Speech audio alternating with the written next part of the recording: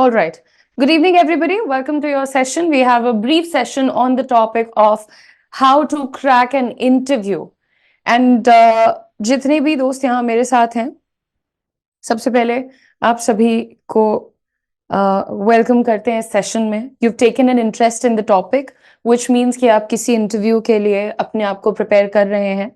And which means कि आपको ये रियलाइज हुआ है कभी कि इंटरव्यू स्किल्स में कहीं कोई परेशानी है अभी, राइट? तो this session is going to talk about a few things. सिर्फ एक चीज के बारे में बात नहीं करेंगे और आपका ज्यादा वक्त नहीं लेंगे, probably around half an hour or something. But I would request you to listen to me and to think about everything that I'm going to talk today.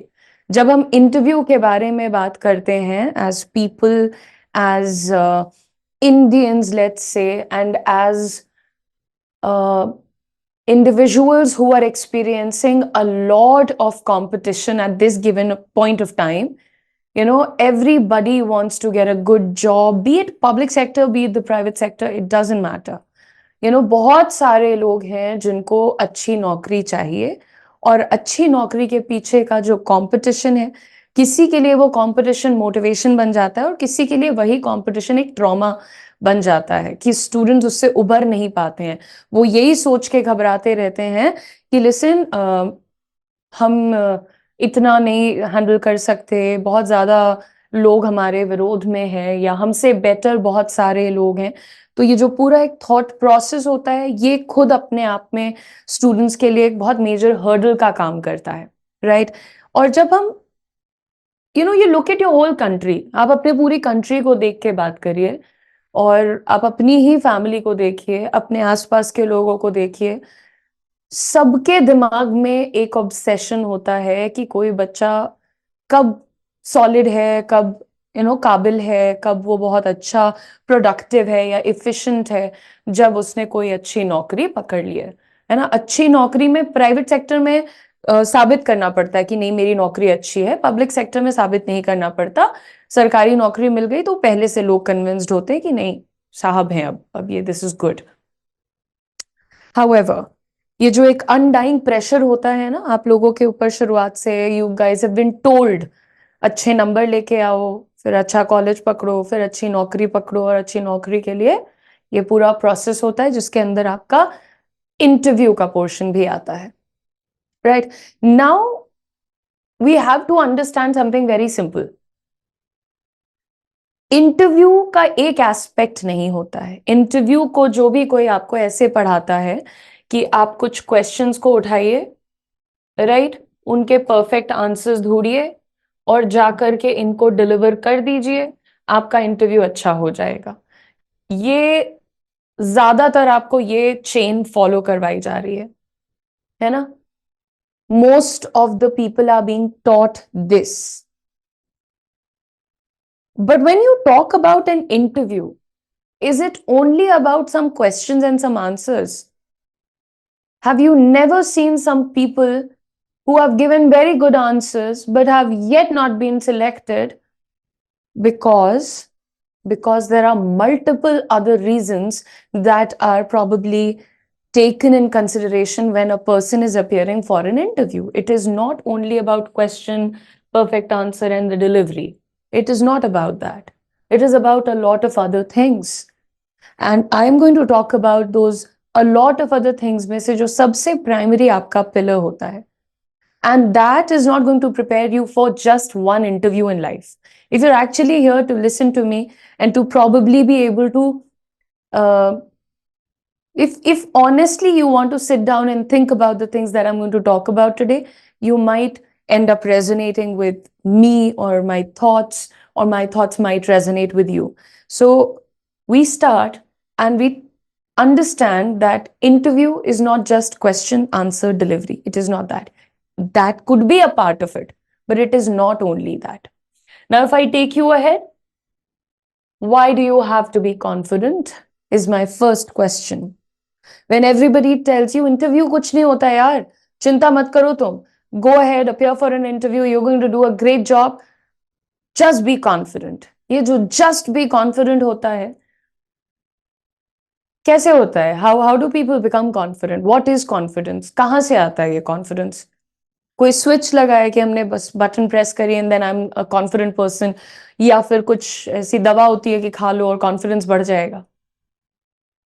People struggle to be confident throughout their lives. Confidence किसी को आज बैठ के कल नहीं मिल जाता है, कल बैठ के परसों नहीं मिल जाता है, 6 महीने में मिल जाए ये भी कोई गारंटी नहीं होती है। बट अगर आप सही रूट फॉलो करेंगे तो आपको कॉन्फिडेंस मिलेगा। लोग हमेशा कहते हैं व्हाट इज कॉन्फिडेंस? आप लोग क्या कहते रहते हो, be confident, be confident, be confident. कैसे बने confident? What is confidence? You are a confident person or you're not. How will you figure that out, whether you're a confident person or you're not? You just have to ask yourself a question. Are you worth it? आप कोई भी interview, exam, performance, presentation, seminar, webinar, workshop, classes, कोई भी चीज, ठीक है, आप करने जा रहे हैं, आप अपने आप से ये सवाल कब पूछते हैं? People don't ask. People have this tendency to believe पता नहीं हो पाएगा कि नहीं. What if it does not work out? What if it doesn't happen? People never look at them and say, am I worth it? क्या मैं इसे achieve करने के काबिल हूं? Do I really deserve this? पहला कॉन्फिडेंस का साइन ही ये होता है कि आप अपने आप से पूछो कि क्या मैं इस पद के काबिल हूं? क्या मैं इस पोजीशन को होल्ड करने के काबिल हूं? क्या मैं स्टेज पे खड़े होने के काबिल हूं? क्या जो मुझे सैलरी चाहिए मैं उसके काबिल हूं? People never ask that. वो डिल्यूजन में रहना चाहते हैं। अगर कोई उनको कभी बताता भी है कि भाई अभी तुम में ये कमी है, उसका बुरा मान जाएंगे और तुरंत कन्विंस हो जाएंगे कि हाँ हाँ I am not worth it, अभी मेरे में दिक्कत है, अभी I lack this, lack that, blah blah blah blah. Step number one is having the audacity to ask yourself, am I worth it? मैं इसके काबिल हूं या नहीं?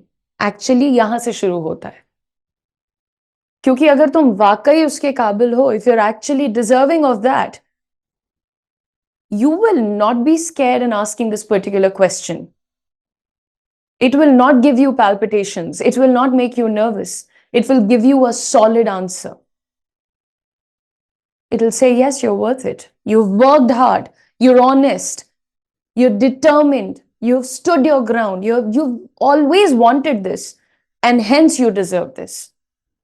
So when this question comes up, right? When this question comes up in your head, that is a sign that you are confident. And when you answer that question in affirmative, in positive, and you say, yes, I deserve it, I'm worth it, I can get it, I am getting it, that's your sign that you're confident. Now you can fake it. You can fake it for as long as you want. आप हमेशा अपने दिमाग से पूछ के और ये करेंगे हाँ हम तो डिजर्व करते हैं, लेकिन आपका मन, आपका कॉन्शियंस वो आपकी सच्चाई जानता रहेगा। एंड वही होती है वो नर्वसनेस जो पता है ना तुम्हें, जो तुम लोगों के सामने बैठ के बोल नहीं पाते, या कहीं जब इंपॉर्टेंट जगह पहुंच जाते हो तो अचानक से दिमाग ब्लैंक आउट हो जाता है, वहां से भागते रहने का मन करता है, हटो हटो, इतनी भीड़ नहीं चाहिए, लोग नहीं चाहिए, ये नहीं चाहिए। This is your under confidence speaking. वो जो अंदर तुम्हारा कॉन्शियंस है उसको नहीं झूठ बोलोगे तुम, बोल ही नहीं सकते हो। And that's why I tell my students to do this every day. After that 12 hours, 14 hours, 15 hours of studying, sit down and ask yourself, जो मैंने आज पढ़ाई करी है, क्या इसके दम पे मेरी नौकरी लगनी चाहिए? क्या मुझे मेरा वो इंटरव्यू क्लियर होना चाहिए? You start working on your confidence from today. I am not even asking you to do it from tomorrow और लाइक एनी अदर, टुडे। तुम आज जो भी एफर्ट कर रहे हो वो तुम्हें पता होना चाहिए कि ये सही है या गलत है। इतनी आंसरेबिलिटी तुम्हारी अपनी तरफ बनती है। राइट? आपको पूछना चाहिए कि whatever I have done today, is it contributing to my growth? Is this making me better? Is this improving my situation or maybe my circumstances? We never do that. Nobody does that. Everybody wants to be confident. Everybody wants to have that extraordinary life.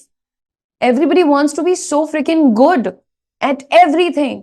ये भी चाहिए, वो भी चाहिए, ऐसा चाहिए, वैसा चाहिए. Dreams and only dreams. What about the reality? Do you ever sit down and you check your efforts? First of all, ये जो सुपरफिशियल स्टेज में हम चल रहे होते हैं ना, हमने जब कभी इंटरव्यू पे काम नहीं किया, हमने कभी कम्युनिकेशन पे काम नहीं किया, हमने कभी अपने कॉन्फिडेंस पे काम नहीं किया, अपनी बॉडी लैंग्वेज पे काम नहीं किया, अपनी टोन पे काम नहीं किया, फेशियल एक्सप्रेशंस पे काम नहीं किया, उसको लेकर के कभी हम लोग इंटेंशनल हुए ही नहीं, फिर हम कैसे उम्मीद कर सकते हैं कि हम किसी भी इंटरव्यू में जाएं और बिल्कुल मचा के आ जाएं? Can we have that expectation? क्या हमें रखनी चाहिए ऐसी एक्सपेक्टेशन? जब हम अपने आप से फेक एक्सपेक्टेशंस रखते हैं तो हम क्या कर रहे हैं? We are hurting ourselves even harder. हम अपने लिए और ज्यादा बड़ी चोट का जुगाड़ कर रहे हैं, बिकॉज आप अपने आप को झूठ बोल रहे हैं. नहीं नहीं, मैंने तो मेहनत करी है, मैंने तो ये किया वो किया. दिमाग को एक्सपेक्टेशन सेट हो रही है, जबकि रियलिटी कुछ और थी. फिर नहीं हुआ, फिर आप दुखी होते हैं. So first thing first, if you want something, you work for it. You don't just expect it. You work for it. If you don't work for it, sitting and expecting, it is not going to work out. है ना? हमेशा पहले मेहनत और उसके बाद उम्मीद. पहले मेहनत फिर उम्मीद. और जो आपकी ये कॉन्फिडेंस की पूरी कहानी होती है, ये ले दे के मुश्किल से कुछ चीजों पर डिपेंड करती है. देखिए, आपको पहले बता दें, why do we have to be confident? हमें होना क्यों चाहिए कॉन्फिडेंट लाइफ में? Look at these, the right kind of attention, right? Everybody wants the right kind of attention. चाहे वो ऑफिस हो, कॉलेज हो, दोस्त हो, घर हो, परिवार हो, whatever it is. हमें हमेशा ये लगता है कि जो सबसे important person of that office है, सबसे important person of the house है, सबसे important person of the country है, वर्ल्ड है, whatever it is, वो हमें नोटिस करे, हम उनके खास हों, हमारा काम वो पहचाने. राइट? कॉन्फिडेंस से आता है वो. कितनी भी चाटुकारिता किसी की कर लीजिए, आपको वो अटेंशन मिलेगा ही नहीं if you don't have the calibre. आपको नौकरी शायद मिल जाएगी, नौकरी के बाद प्रमोशन के लिए अलग स्ट्रगल रहेगा. Right? If you have good communication, you have good confidence, you know that I deserve it. You get to have the positive influence that you want. The influence I'm talking about. When you say that this has to be done, others do it. What is the most important quality of a leader? The power of influence. Why is that person a leader? Why are we not leaders? Because that person can influence. Right? Moving on. Healthy relationships. Whenever we talk about relationships, people are only concerned about girlfriend, boyfriend, but that's not what I'm talking about. Healthy relationships, starting from your family, personal, interpersonal, to your formal office space relationships. There are some people, everybody likes them, everybody supports them, everybody is working in favor of them. But then there are some people who are always cribbing, यार ये मेरा कोई साथ क्यों नहीं देता, मुझे कोई समझता क्यों नहीं है, why don't people like me, मैंने उसका क्या बिगाड़ा है. These two kinds of people, ये क्यों दिक्कत होती है? ये कैसे पहचानते हैं हम कि कुछ लोग को यार सारी दुनिया का सम्मान और प्यार और सब मिल रहा है और कुछ लोग कोई पूछ नहीं रहा है? ये क्यों होता है? This is because of your confidence. Right? That's when you get to have healthy relationships. बहुत सारे लोगों को देखा होगा, पीपल प्लीजिंग की बड़ी गंदी आदत होती है. आप उनको चमाट भी मारेंगे तो वो हंसेंगे, वो खुश होंगे कि अरे जो दोस्त है अपना, खास है अपना, करने दो करने दो. This is people pleasing, not confidence. Right? And we don't want to be like this. अक्सर आपने देखा होगा ऑफिस स्पेसेस में, खास करके जब आप और आगे बढ़ेंगे, you become something in life, आप देखिएगा अपने नंबर बढ़ाने का काम दुनिया वाले बहुत करते हैं. नंबर कैसे बढ़ाएंगे? यही करके, पीपल प्लीजिंग करके. सामने वाला जब देखो तब तुम्हारे पर जोक्स कर सकता है, तुम्हें डिसरिस्पेक्ट कर सकता है, तुम्हें नीचा दिखा सकता है, और सही वक्त पे कभी तुम्हारा साथ नहीं देगा। लेकिन कुछ लोग होते हैं जो वहीं खड़े रहते हैं, अरे अरे सर सर सर सर। ये क्या फंडा है? ये पीपल प्लीजिंग का फंडा है। ये लोग बेचारे करते बहुत है सामने वालों के लिए, बट इनको right opportunities at the right time and the right support नहीं मिलता है, because people consider them useless. अरे नहीं, इसके अंदर क्वालिटी नहीं है इसलिए ये ऐसा कर रहा है। जो एक्चुअली दिमाग वाले लोग होते हैं वो पहचान लेते हैं, राइट। बट कॉन्फिडेंस से आप पीपल प्लीजिंग से बाहर निकलते हैं, you get to have healthy relationships जहां पर आप अपना ओपिनियन रख सकते हैं। Edge in negotiations and convincing. You know, there are some people who make one call and the work is done. There are some people who are just after their lives, but it is never done. That is what we understand by convincing and persuasion and negotiation. Some people close the pitch at 2 lakhs and some people go down to like 1 lakh and still it doesn't happen. Why? Because of confidence. The number one thing is confidence. Some people talk absolute rubbish, but they're still the center of, they've got all the light on themselves. But then there are some people who maybe are very intelligent, very hardworking, very dedicated, very good with their words, but they're never counted. They never get the deserving amount of attention. Why? Confidence. And you see better job opportunities and promotions. There are so many people I know who probably work harder than me, who probably work harder than everybody there is in my office, but they get paid the bare minimum. They get the bare minimum kind of attention. कहीं जहां पर कोई वो काम नहीं कर रहा होगा तो उस बंदे को बुला के कहते जाएगा, सुनना यार ये कर लेना तू, बाकी लोग तो सब पार्टी करने जा रहे हैं, तू ये करके आ जाना। वो बेचारा वो भी करेगा वो। Why? बिकॉज उसको कॉन्फिडेंस की कमी है, बिकॉज उसको ये नहीं पता कि I can do this, you know, I have to leave this office and find a place where I'm respected, where my talent is identified, where my skills are probably respected and appreciated. Some people get everything, some people don't. There is one minute difference, and that is confidence. Confidence gives you all of these things, and I'll tell you what. Realize your full potential. You know, you think of a few things and you say, यार ये करना है मुझे, and then you think of a few things, ये तो मैं नहीं कर सकता, ये तो मेरे लिए बहुत बड़ी बात है, right? You will have to get rid of this thinking. Wherever you are in life, whatever you can think of, whatever you know of, you can definitely, most definitely achieve that. And this is not some superficial gyan that I'm giving you here. This actually happens. People's lives, people's journey, they change. Overnight transition होता है। जिस दिन एक इंसान को ये realise हो जाता है कि मेरा पोटेंशियल कुछ और है और मुझे जानबूझ के दबाया जा रहा है, वो इंसान अगले दिन अपनी कहानी बदल देता है, अगले दिन बदल देता है। यू नो व्हाट मेक्स, आई सबसे सिंपल एग्जांपल आपको देती हूं यहां पर, आप सोच के देखिए कि एक इंसान है, लेट्स से एक्स, ठीक है।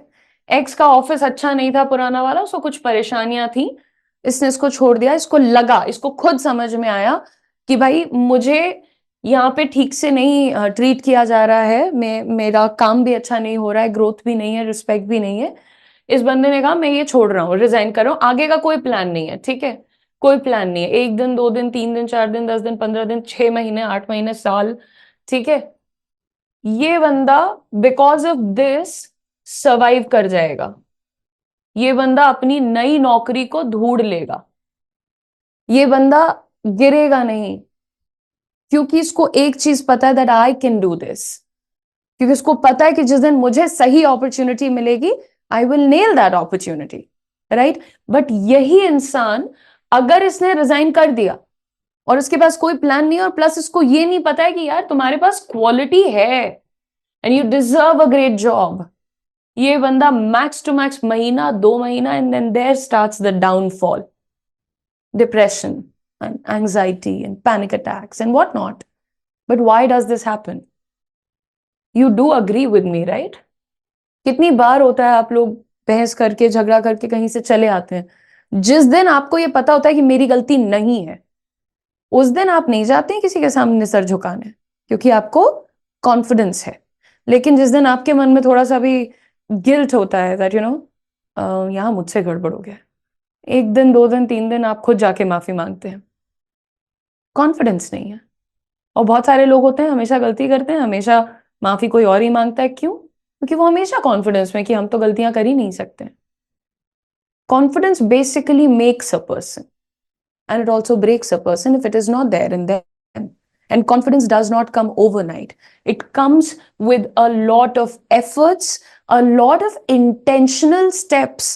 आप ऐसे नहीं कर सकते हैं कि नहीं मैं आज प्रैक्टिस कर लेता हूँ, 15 दिन में अपने जवाबों को बहुत अच्छे से प्रैक्टिस करूंगा। यार सीनियर लेवल के एग्जाम्स देते हो आप लोग, वहां कोई एरा गहरा बच्चा थोड़ी पहुंचता है ना? Everybody is very well educated. People have a lot of experience. People have a lot of knowledge. People have a lot of exposure. So to compete with them is also not easy. But you have to be very well prepared. You have to understand that you have the potential. You're going to sit down, you're going to give good answers, and you're going to nail the goddamn interview. Right? Now, how do you first work on your confidence? आप अपने confidence पे कैसे काम कर सकते हैं? Straight up. ठीक है? You have to shift your focus. Now, this sounds very, let us say, that's a very nice word, but I don't know if I should be using it. So to simplify it, this is not just theory. This needs practical. ये करके देखिएगा. Shift your focus. Instead of consistently thinking that मैं Hindi medium school में पढ़ी हूँ, मैं गांव से हूँ, या मैं शर्मीली हूँ, या मैं इंट्रोवर्ट हूँ, मेरे को हमेशा से कमी है कॉन्फिडेंस की. Instead of thinking all of this, I'm working hard. I'm removing all my obstacles. I'm working on my problems. I am trying to take out the best from within, and I can do it. You shift your focus. There's a very simple saying, आप जो भी ग्रंथ किताब आप जो भी पढ़ते हो सब में लिखा हुआ है, you become what you believe. So basically आप अपना belief system को challenge कर रहे हैं यहाँ पर. अगर आप अपने आप को कन्विंस कर चुके हैं कि ना मेरे में दम है, ना मैं कुछ कर पाऊंगा, और ना ही मेरा कुछ बनेगा, सॉर्टेड है यार, कोई दिक्कत नहीं है. देख लेना इसी थॉट प्रोसेस के साथ 6 महीने, 8 महीने, 10 महीने, सिंपल, फिनिश्ड. फिर जो इंसान के अंदर इतना कैलिबर है कि वो 2 लाख, 4 लाख, 10 लाख की नौकरी कर सकता है, वो कुछ भी पकड़ लेता है फिर 10-15 हजार, 20 हजार टाइप्स. हाँ बस आने दो, कोई बात नहीं. So you have to shift your focus. You have to stop dwelling on the negative. You have to start understanding the positive. The moment you move away from this lacking mindset, I don't have this, I don't have that. Baba, I have this, I have that, I have this, I have that. हर चीज में I don't have की जगह I have करना होगा. Again, this works. Try it out. No matter where you are in life, no matter how tough this is, how monotonous this is, how burdensome, cumbersome this is, I just want you to understand that these very simple things will really change the meaning of your life. Discover the power of body language. So many times, and maybe यहाँ पे जो मेरे साथ बैठे हैं ना, जितने भी स्टूडेंट्स हैं, मैं इसमें से 80% लोग ऐसे होंगे जिन्होंने ये महसूस किया है कि वो पढ़ाई लिखाई भी करते हैं, मेहनत भी करते हैं, शायद जॉब भी करते हैं, लेकिन कई बार ऐसा होता है कि जब हम एग्जैक्टली उस स्पॉट में आते हैं ना जहां पर हमें परफॉर्म करना है, where we have to kind of give our best, we don't end up getting that kind of attention. We don't end up getting that kind of response from the people. हम बोलते भी अच्छा है उस वक्त, शायद हम पूरे लॉजिक के साथ प्रिपेयर होके आए हैं, बट हमें वो रिस्पॉन्स नहीं मिलता है जो हम चाह रहे थे. और उसका रीजन पता है क्या होता है? This is your language, this is your reason, simple as that. Same कपड़े पहन के तुम्हारा कोई दोस्त बहुत अच्छा दिखता है और वही कपड़े पहन के you don't look good. Try करके देखना. और हम फिर क्या कहते हैं, यार तुम्हारी स्टाइल बहुत अच्छी है, your fashion sense is very good. भाई अरे तुम शहरी लड़के तो कहाँ, ये वो फालतू की बकवास, इररेलेवेंट रीजंस दिए जाते हैं. The only difference there is the body language. You know, if you wearing this, ये कपड़े जो मैंने पहने हुए हैं, if I make somebody else wear this, would probably carry it very badly, would probably be underconfident about it. कुछ लोगों को कैमरा पे आने के पहले काफी तामझाम करना मजबूरी हो जाती है उनकी. they have to do it, करना पड़ेगा. क्यों? नहीं तो हम अच्छे नहीं लगेंगे. Body language is not about अच्छा लगना. Body language is about letting others know that now I am here. I control this. This is in my control. I have the power. You are here to listen to me. ये power होना ये body language है. अगर मैं आपके पास अभी पढ़ाने के लिए यूं खड़ी रहूं, इसी एक जगह जड़ हो करके मैं आपको पढ़ाऊं, 10 minutes down the line you will understand कुछ रटा हुआ है, कुछ सामने लिखा है, ये कुछ पढ़ रही हैं. राइट? जब हम किसी से मिलते हैं, सबसे कॉमन स्टांस ये हमारे इंडिया वालों का कॉमन स्टांस ये है, ऐसे खड़े होते हैं लोग. राइट? हमारे पास इतनी बेसिक चीजें, जैसे हमेशा कंधा ड्रूप्ड रहता है, थोड़ा सा आगे को या कैसे, तो what ever, drooping shoulders like that, not nice. Right? Always looking a little lost. अपने चेहरे पे, अपने फेशियल एक्सप्रेशन पे, अपने बॉडी लैंग्वेज पे कंट्रोल नहीं होना सबसे बड़ा कारण होता है कॉन्फिडेंस अंदर ना होने का. ना, आप कुछ लोगों को देखते हैं, आपको उनके अंदर चैतन्यता दिखती है, और आप कुछ लोगों को देखते हैं और आपको लगता है क्या चल रहा है, व्हाट इज दिस, ये इंसान बेचारा बहुत डरा हुआ है ऐसा. आप देखिए, आप बड़े मीटिंग्स में या क्लासरूम्स में जाते हैं, कोई एक इंसान आएगा जिसको, अरे उसकी मदद करो यार, वो भटक गया है बेचारा, ये वो. बेचारा जैसा दिखना भी लोगों की एक चॉइस होती है. Right? So you have to understand, बेचारा जैसा दिखना है, if you have to come across as confident, educated, well prepared, groomed people, that's your decision again.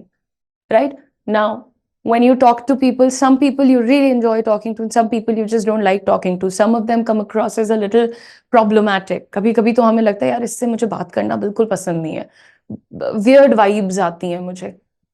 क्यों ऐसा होता है? Facial expressions, very important. If you're speaking to a boy and he has a very weird poker face expression looking at you, speaking to you, will you speak to that man again? ये poker face करके कोई आपसे बात करे, आप घबरा जाएंगे, आपको threatened feel होगा. poker face करके किसी से बात करने का मतलब ही नहीं है. अगर मैं आपको पूरी क्लास यूं straight face करके पढ़ाऊं, या कोई भी आपका जो टीचर आपको पढ़ाता है, how many of them have you seen teaching you like this? Nobody teaches like that. कोई कितना भी सीरियस हो, उनके फेशियल एक्सप्रेशंस एक बैलेंस्ड प्रभाव से बदलते हैं. और आपको भी ये चीज सीखनी होगी. ये मैं कितनी क्लिप्स देखती हूँ यूट्यूब पे कि बढ़िया पढ़ा लिखा इंसान बैठ के इंटरव्यू दे रहा है, हल्का सा सवाल पूछा गया इजीएस्ट पे, है ना, और बिल्कुल नहीं ma'am, this is all I know ma'am. Proven scared, you are scared.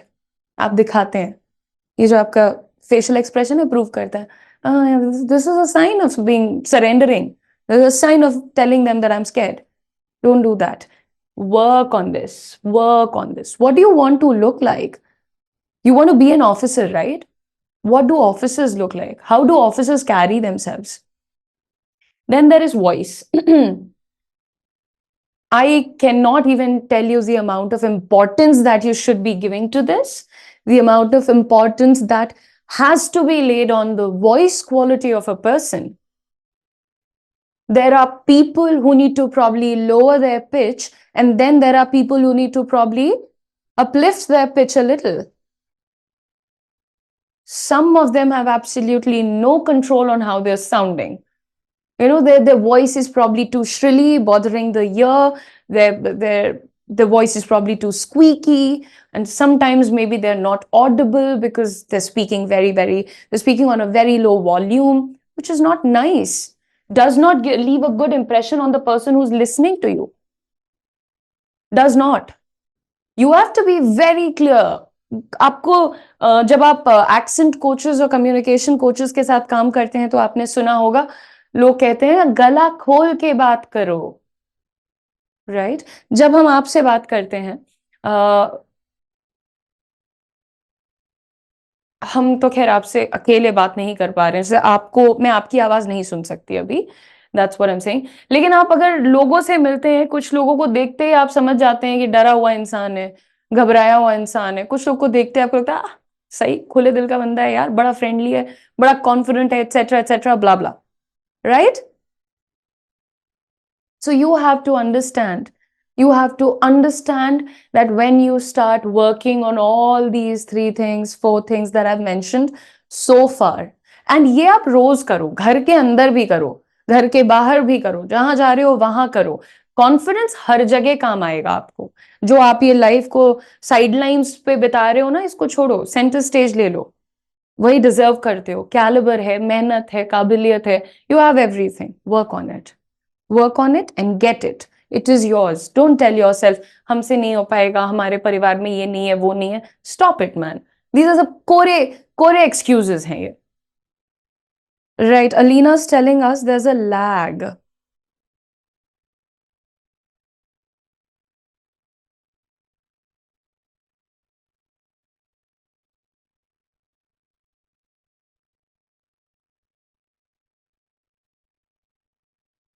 Thank you, Pratyush. Thank you, thank you. I think Alina, your internet is probably the problem. Okay, team ने भी confirm कर दिया है। Then we have the next point, conviction. Conviction समझते हैं आप? एक कोई मूवी थी, उसमें डायलॉग था, कन्विक्शन से बोलो झूठ भी सच लगता है, राइट? आप करके देखिए, ये सब एक्सरसाइजेस हैं, करके देखिए आप इन चीजों को। आप कोई भी चीज जाकर के जब कन्विक्शन के साथ, थोड़े डिटर्मिनेशन के साथ कहते हैं, बोलते हैं, तो सामने वाला उसको सच मान लेता है। और जब आप आंसर्स देते हैं ना, तो ढीले ढाले answer, ma'am I think, instead of saying I think, say I believe. I've spoken about it at length, right? Spoken about it at length. We have to understand every word we choose is showing whether we are confident or we are just playing some kind of a trap here, right? And we have to understand that we should not be doing that. We cannot fake it. We should not. Don't get into the habit of faking it. जब तक आपके पास नहीं है confidence, you fake it, but कोशिश ये करिए कि आप अंदर से नेचुरली कॉन्फिडेंट फील करें। And who does not want to be the centre of the stage, right? So ये जो बड़ा चंक मैंने सेशन का आपके कॉन्फिडेंस बिल्डिंग और आपकी अंडरस्टैंडिंग ऑफ योर सेल्फ पे डेडिकेट किया है। You have to sit down and talk yourself through all of this. You have to ask yourself, what kind of an average life am I building for myself, or am I really building an extraordinary life for myself? Do I have it in me to create what I've dreamt of, or do I just want to sit down and convince myself how that is not for me, but this is for me because this is average and basic, but that is extraordinary? Are you doing that to yourself? Are you really pulling yourself back? क्योंकि आपको तो ये बहुत अच्छे से पता होगा कि हम ब्लेम भले दुनिया को करें कि अरे मेरे नेबर्स, मेरे रिश्तेदार, मेरे तो ये, मेरे तो वो, इन्होंने हमारा बड़ा नुकसान किया है। प्राइमरी रीजन आप हमेशा खुद रहेंगे। It's going to be you. अगर मेरे कहने पे आप ये नहीं मान रहे हो कि आपके अंदर बहुत कैलिबर है, आप एक्स्ट्रॉर्डिनरी कर सकते हो, लाइफ में कुछ भी अचीव कर सकते हो, तो फिर जब कोई ऐरा गहरा नत्थु गहरा तुमसे कहता है तुम में ये कमी है यार, तुम इसको ओवरकम नहीं कर पाओगे कभी, तो उसको क्यों मान लेते हो? फिर हमेशा नेगेटिव वाले साइड को तुरंत इंसान कन्विंस हो जाता है, उस चीज को एक्सेप्ट कर लेता है, but on the positive side we are never convinced, which is a problematic statement. I think ये नहीं करना चाहिए। Now moving on guys, we are finally coming to the part where I'm going to tell you that if you want to prepare for any interview, so yes, I do understand मेरे पास ज्यादातर students होंगे जो शायद public sector jobs के interview की तैयारी कर रहे हैं, but I am also going to talk about all the interviews that you are going to give even in the private sector jobs, ठीक है? सबसे पहली चीज यहाँ पर, research is very very important, right? So everybody who goes for their public sector jobs also, आपने तो खुद देखा होगा कई बार आपसे सवाल पूछ लिए जाते हैं पदों के बारे में, आपकी ऑर्गेनाइजेशंस के बारे में, संस्थाओं के बारे में, जॉब रोल्स के बारे में, राइट? छोटे मोटे में ही पूछेंगे, बट वो पूछेंगे जरूर. सो रिसर्च, अच्छा पढ़ लो. अब कई बार ऐसा होता है, they are not asking you that question directly, but आपके पास कोई सॉलिड इंटरेस्टिंग फैक्ट है और वो आपने अपने किसी और आंसर के साथ अटैच करके प्रेजेंट किया है, आप कॉन्फिडेंट, वेल प्रिपेयर्ड नजर आते हैं. हवा में नहीं प्रिपेयर करके जाना है, रिसर्च करके जाना है. इसीलिए ये सब जरूरी होता है कि आप देखिए कि लोग बाकी इंटरव्यूज कैसे देते हैं, उनके इंटरव्यू में उनकी बॉडी लैंग्वेज कैसी थी, सिलेक्टेड वालों की कैसी थी, नॉन सिलेक्टेड की कैसी थी, एटसेट्रा. ठीक है. So research very well, know the things that you have to know about the company, the job, yourself. If you come to know about the panel, you can do that too. Understand the job role.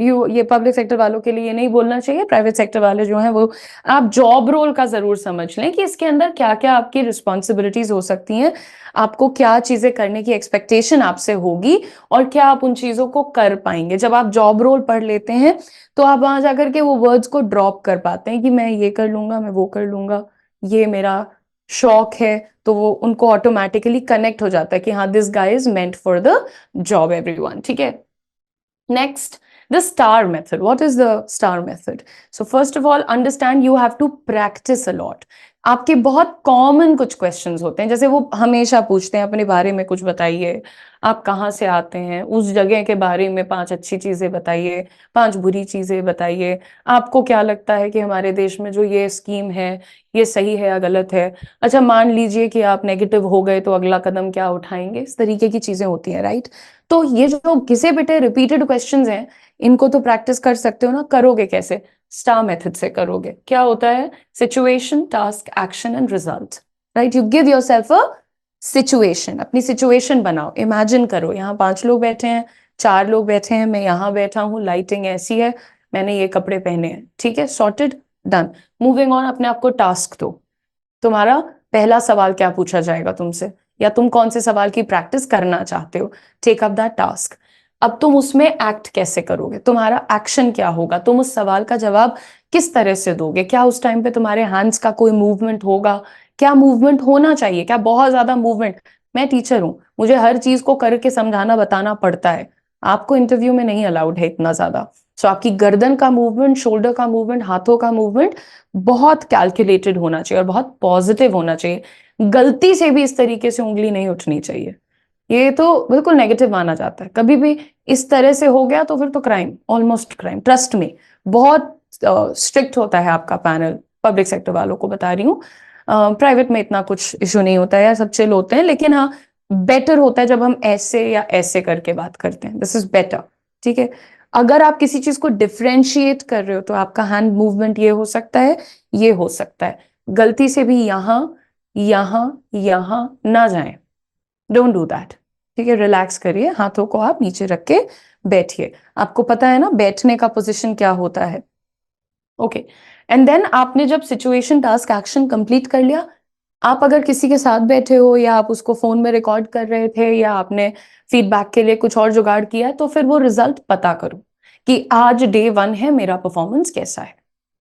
On a scale of 10 मैं 1 था, 1.5 था, 0.5 था, जो भी था, पता चलना चाहिए. तो फिर आप धीरे धीरे इस चीज को रिपीट कर करके अपनी ग्रोथ को चेक कर सकते हैं, एनालाइज कर सकते हैं. और अगर आप खुद को फीडबैक दे रहे हैं, सॉफ्ट कॉर्नर लेके मत चलना. ये मत सोचना कि मैं, यार मैं तो मैं हूं, मैं अपने आप को ज्यादा नंबर दे दूं. ये मत करिएगा. ठीक है. नेक्स्ट देखिए, ड्रेस अप्रोप्रिएटली. किसी भी इंटरव्यू में जाने से पहले आई हैव सीन पीपल, यार मतलब कभी हो सकता है किसी की सिचुएशन ही बड़ी खराब होती है, 1 साल से नौकरी नहीं है, कपड़े कपड़ों का प्रॉपर जुगाड़ नहीं है. I still understand. एक जोड़ी कपड़ा है ना, तो भी just wash it the night before. Wash it, let it dry, go get it ironed. Don't fold your sleeves before you're going for an interview. Private sector, public sector, nothing. Don't do that. People who fold their sleeves, it's summertime, so I'm going to fold my sleeves. Not fair. Don't do that. Girls who are going in for interviews, girls who are appearing for interviews, and they have a flick of hair on their hair, like face like this, very bad. Does not leave a good impression. You have to come across as a very neat and clean person. You have to come across as a professional. हमारे time में ऐसे करके बाल हम बांधते थे और फिर इंटरव्यूज देने जाते थे. बिल्कुल। और प्रॉब्लम ये है कि मेरे बाल फ्रिजी हैं, so even if I do this very tightly वो आता ही है। और मुझे एक इंटरव्यू में टोक दिया गया था इसके लिए, मैडम थी, उनका तो काम था, तो आप अपने बालों का स्टाइल के बारे में कुछ बताइए, जबकि बिल्कुल टाइट बंधे थे and there was just one flick on my face. So हमें ये चांस नहीं लेनी चाहिए, मैंने उसमें भी अपनी गलती पहचानी थी। तो वी हैव टू अंडरस्टैंड कि हम सिंसियर लगने चाहिए, फैशनेबल नहीं, sincere. Fitting is very very important. लोगों के ब्लेजर्स हाथ से बाहर भाग रहे होते हैं, why would we do that? कभी कभी लोग ट्राउजर्स खड़े होके फिटिंग चेक करी, बहुत बढ़िया है, बैठते ही वो घुटने के पास चली गई है, लुक्स एब्सोल्युटली डिस्गस्टिंग। बिल्कुल नहीं करना है ये आपको, राइट? घड़ी पहनी हुई है, घड़ी इतनी लूज है कि जितनी बार हाथ मूव कर रहा है वो टिक टिक की आवाज आ रही है, वो जो चेन से आती है। Not allowed, absolutely not allowed. Prim and proper, prim and proper dress up होना चाहिए। डे वन से डिसाइड करो। Sometimes people wear the worst possible shade. कोई ऐसा शेड पहनेंगे जो उनके कॉम्प्लेक्शन को खराब कर देगा, उनकी बॉडी को ऑकवर्ड। जैसे आपको बता दूं, सफेद रंग का जब भी आप कुछ पहनते हैं तो हमेशा वो आपको मोटा लगवाता है, काले रंग का जब आप कुछ पहनते हैं तो आपको पतला लगवाता है, राइट? पर काला आप पहन के नहीं जा सकते हैं। You should always go for something which is pastel and very pleasant to the eyes, but also complement your complexion. So you have to work on your dressing up also.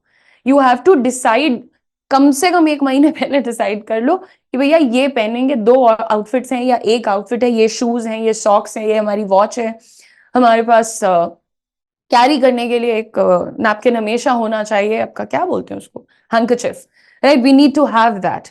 Keep it in your pocket, ताकि वहां जरूरत पड़े तो ये और ये करने की नौबत नहीं आए। Bad, again very bad body language. वो बता दिया कि सरेंडर कर रहे हैं, राइट? एनीवे, सो ये थोड़ा सा ज्ञान हो गया उसके बारे में। Showcase your achievement. Sometimes people feel that talking about my achievements, talking about my positive victories, talking about whatever I've done well in life is going to be bad.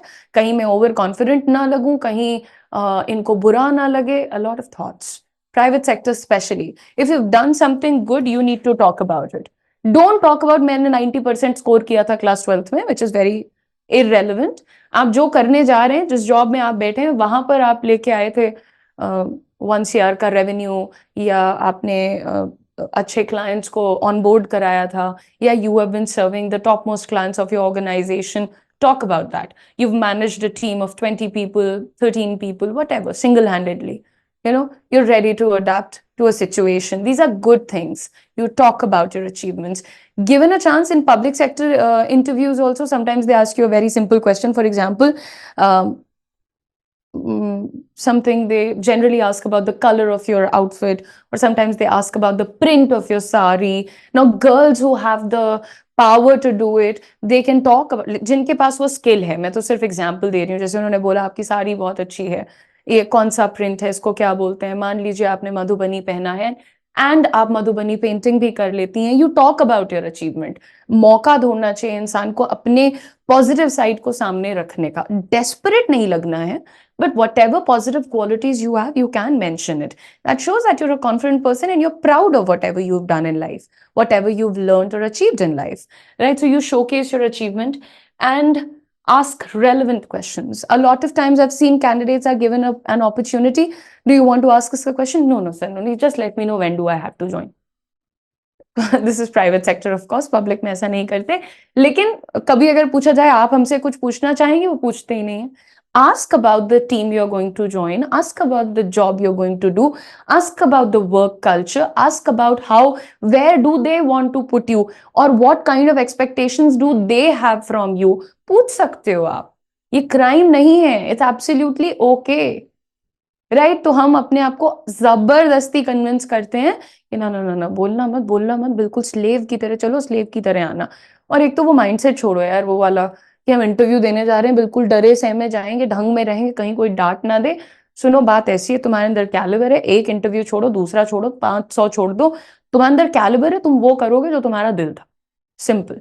सो ये जो डरे सहमे वाली दुनिया में लोग रहते हैं, मुझे परेशानी होती है, बिकॉज मुझे दिखता है कि वो अपना कैलिबर वेस्ट करते हैं कि कहीं किसी को कुछ बुरा ना लग जाए। लगने दो बुरा यार, you have the calibre, you can do whatever you want, you have the potential. सब कुछ करके इंटरव्यू तक पहुंचे हो ना, तुम्हें पता है ना कि तुम ऑन एन एवरेज कितने ज्यादा लोगों से कितने बुद्धिमान हो।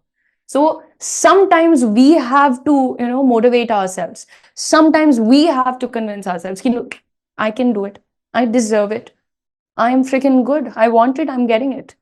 So work on your mindset. I'm telling you, जब तक आप अंदर से वाकई इंडिविजुअली कॉन्फिडेंट नहीं होंगे, तब तक आपको ये फील होता रहेगा कि मैं जब इंटरव्यू देने जाता हूं तो मैं ब्लैंक आउट हो जाता हूं, मैं रोबोटिक साउंड करता हूं, कभी भी कंफर्टेबल नहीं हो पाता। ये होता है, ठीक है। तो बहरहाल ये कुछ चीजें हैं जो आप अभी से प्लान करना शुरू करिए। 15 दिन में इंटरव्यू की तैयारी मत करिएगा, अभी से करिए। Whatever interview you want to go for, go ahead, appear for it, बढ़िया मचाइए, ठीक है। Now practice good body language, ये यहां भी लिखा हुआ है। आपको अपनी बॉडी लैंग्वेज पे बहुत स्पेसिफिकली ध्यान देना है।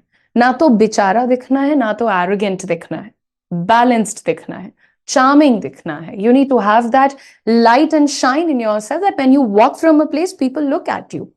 Have that in you. Have that smile, have that facial expression, have that power, have that magnetism about you. You have it already. It's just about realizing it. Right? When you enter a place, it should lit up.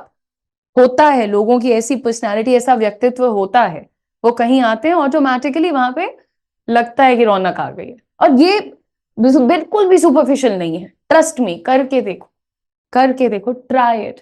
If you enter a place with a proper smile, if you enter a place looking good, sharp, prim and proper, you enter a place with that confidence. कुछ नहीं, simple questions पूछेंगे, मैं answer दूंगा, आपको दिखेगा कि आपके आने से वो चार्म आया है आपके साथ। तो आपने सुना होगा कि जब आपका इंटरव्यू शुरू होता है, किसी भी कैंडिडेट का इंटरव्यू शुरू होता है, तो पहली चीज जो उनसे कही जाती है, इंट्रोड्यूस योरसेल्फ, या तो कहा जाता है कि इंट्रोड्यूस योरसेल्फ, या फिर कहा जाता है tell us something about yourself, अपने बारे में हमें कुछ बताइए। ठीक है, तो ये क्लास आपके लिए बहुत जरूरी होगी, इसलिए मैं ये भी कहूंगी इसको सेव करके रख लेना अगर पॉसिबल हुआ तो।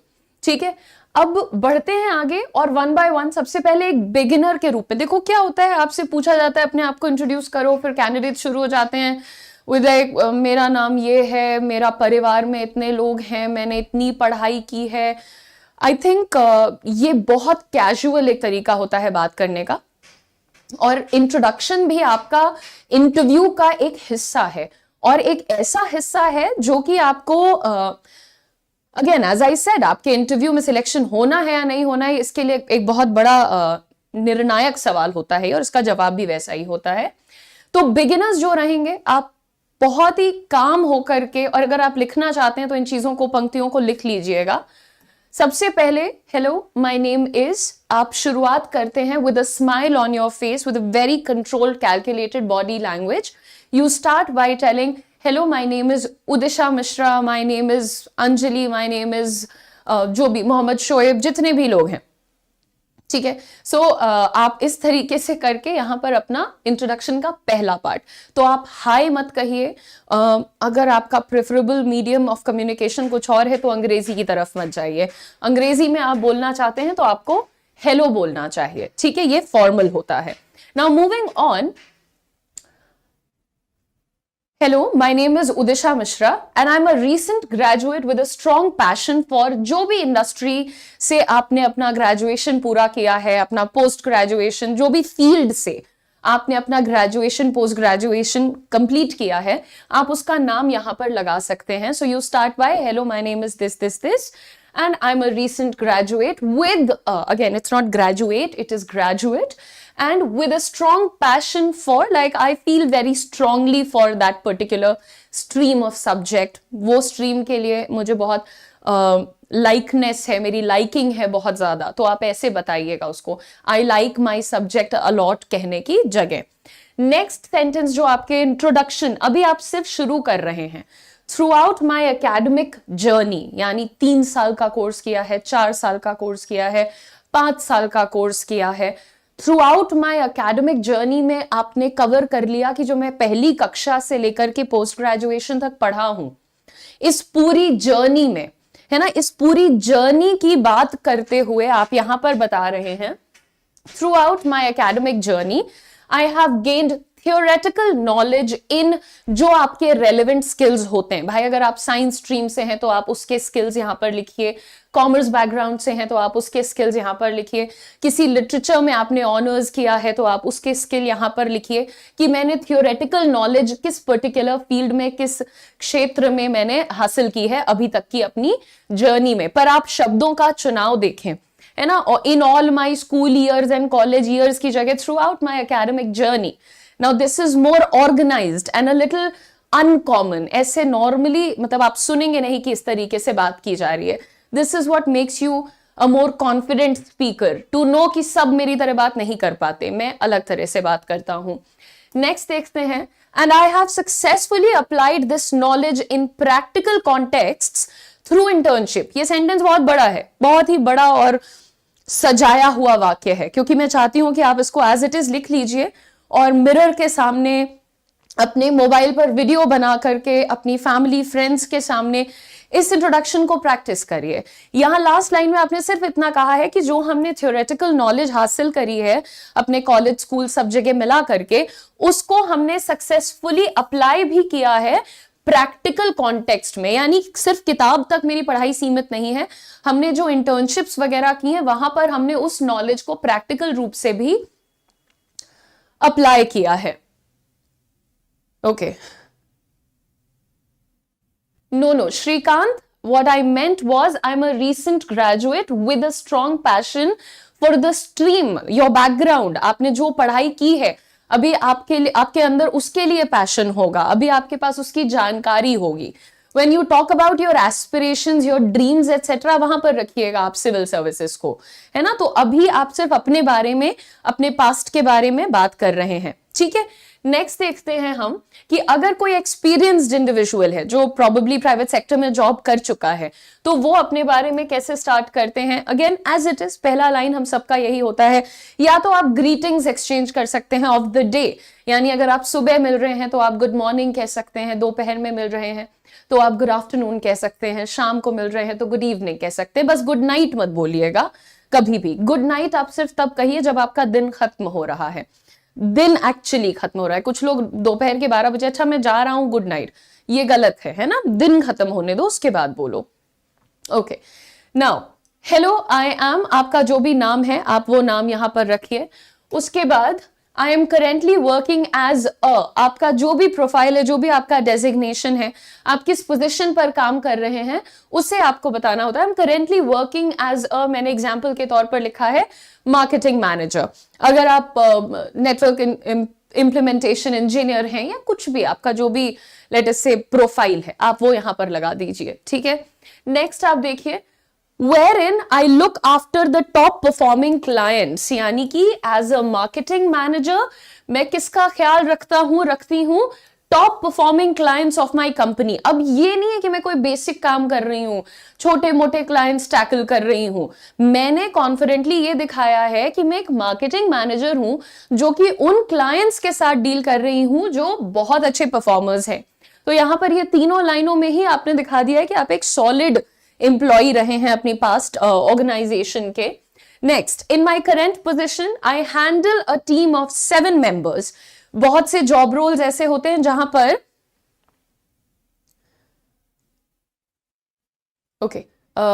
बहुत से जॉब रोल्स ऐसे होते हैं जहां पर हमें एक टीम को हैंडल करने को मिलता है, like 7 members, 10 members, 15 members, 4 members. तो अगर आप एक टीम लीड के रोल में काम कर रहे हैं तो आप ऐसे बता सकते हैं, in my current position I handle a team of 7 members. और मान लीजिए कि अगर आप एक टीम लीड नहीं है तो इन दैट केस आप कैसे बता सकते हैं, I worked on a team of 7 members where we were required to. इस पे रुक जाओ, ठीक है। पहले आप क्या बताएंगे कि मैं एक 7 सदस्यों की टीम में काम करता था। आई worked on a team of 7 members, 7 सदस्यों की मेरी टीम है, उसमें मैं भी हूं। So I worked on a team of 7 members. Now where we were required to, जहां पर जरूरत होती थी हमें क्या करने की, जहां पर हमें करना होता था क्या, आपको बताने होते हैं अपने टास्क्स। आप जो कुछ भी करते हैं, आपकी टीम जो भी काम करती है वो आपको उसके आगे लगा देना होता है। अगर आप एक मार्केटिंग मैनेजर की बात करें तो उस एग्जाम्पल को जोड़ते हुए मैंने यहां बताया है, I worked on a team of 7 members where we were required to develop, implement and execute strategic marketing plans for all our clients. यानी कि हमें develop करना होता था, implement करना होता था, यानी लागू करना होता था, क्या strategic marketing plans लागू करने होते थे हमारे clients के लिए, जितने भी हमारे clients थे उनके लिए, ठीक है? ओके, नेक्स्ट, तो अभी आपने देखा कैसे एक बिगिनर अपने बारे में बात करता है और कैसे एक एक्सपीरियंस्ड इंसान अपने बारे में बात कर सकता है, ठीक है? ओके, जैसे मैंने अभी जहां पर मार्केटिंग मैनेजर बताया था ना, अंजुम रफीक, वहां पर आपको बस मार्केटिंग मैनेजर हटा करके टीचर लगाना है। टीचर की जो रिस्पॉन्सिबिलिटीज होती हैं, टास्क्स होते हैं, क्या टीम थी, टीम लीड के रोल में थे क्या वो, सीनियर एजुकेटर थे क्या वो, तो वो आपको चीजें बस लगा देनी है। वो मैंने आपको पूरा एक आउटलाइन बना के दे दिया है, बस वर्ड्स को रिप्लेस करना होगा।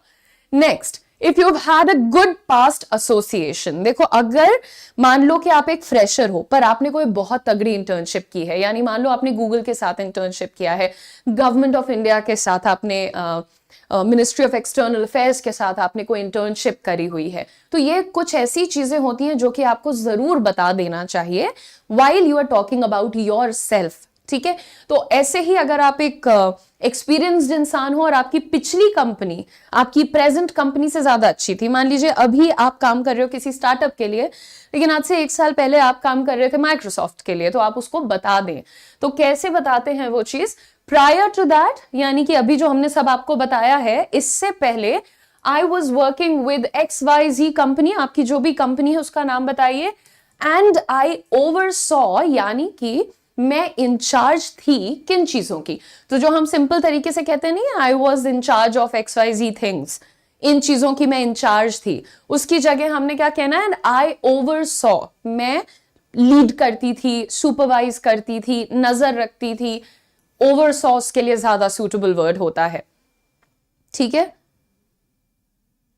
Okay, next, how to talk about achievements. आप अचीवमेंट्स के बारे में बात करिए। जैसे लोग शुरू करते हैं, मेरा नाम ये है, मैंने पढ़ाई यहां से की है, मैंने इंटर्नशिप यहां पे करी है, मैंने नौकरी यहां पे की है, फिर या तो वो रुक जाएंगे, या तो कुछ लोग ऐसे ही शुरू करते हैं, हेलो मेरा नाम शालिनी है, मैंने अवध यूनिवर्सिटी से ग्रेजुएशन किया है, बस सर इसके बाद नहीं पता है। कुछ लोगों की हालत तो इतनी खराब होती है, बट कुछ लोग इससे थोड़े बेटर होते हैं, वो बताते हैं कहाँ से पढ़े, कहाँ पैदा हुए थे, कहाँ से पढ़े हैं और नौकरी कहाँ कर रहे हैं, ये 2-3 चीजें बताई। लेकिन जब आप सामने वाले के ऊपर एक अच्छा इंप्रेशन छोड़ना चाहते हो, what is the most important thing, then people start talking about, जी हमारा प्रदेश इसलिए प्रचलित है, हमारे परिवार में 70 मेंबर्स हैं, इस तरीके की बातें कैजुअल होती हैं। इंटरव्यू एक फॉर्मल सेटिंग है, वहां पर जब आपसे पूछा जाए कि talk about your family, tell us about your family, तब आप बताइए, otherwise there is absolutely no need to talk about your family, ठीक है? Now how to talk about achievements. आप अगर एक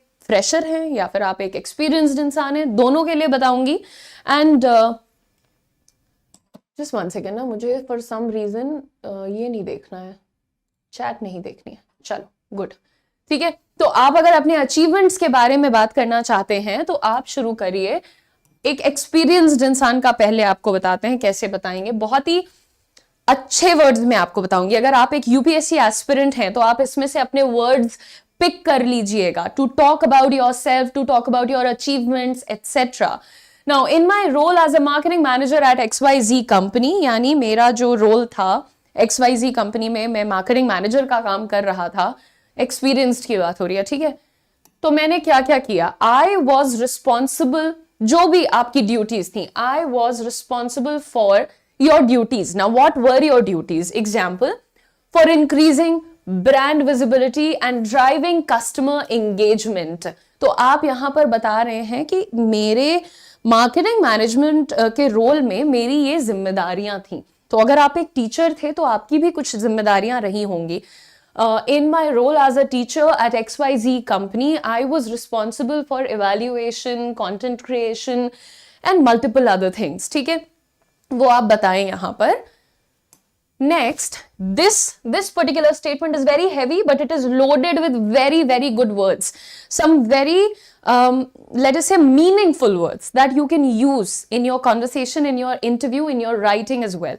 Now, you see, one of my key achievements one of my achievements भी बोल सकता है इंसान, पर हमने यहां पर क्या किया, वन ऑफ माई की अचीवमेंट्स, सबसे जरूरी जो मेरा अचीवमेंट रहा है, सबसे खास मेरा अचीवमेंट, तो उसके लिए हमने कहा की achievements was spearheading a social media campaign. तो कहते नहीं बोल्डली लीडिंग, जब आप किसी चीज को बहुत बोल्डनेस के साथ लीड करते हो, इसे वन वर्ड में आप कह सकते हैं स्पीयरहेडिंग।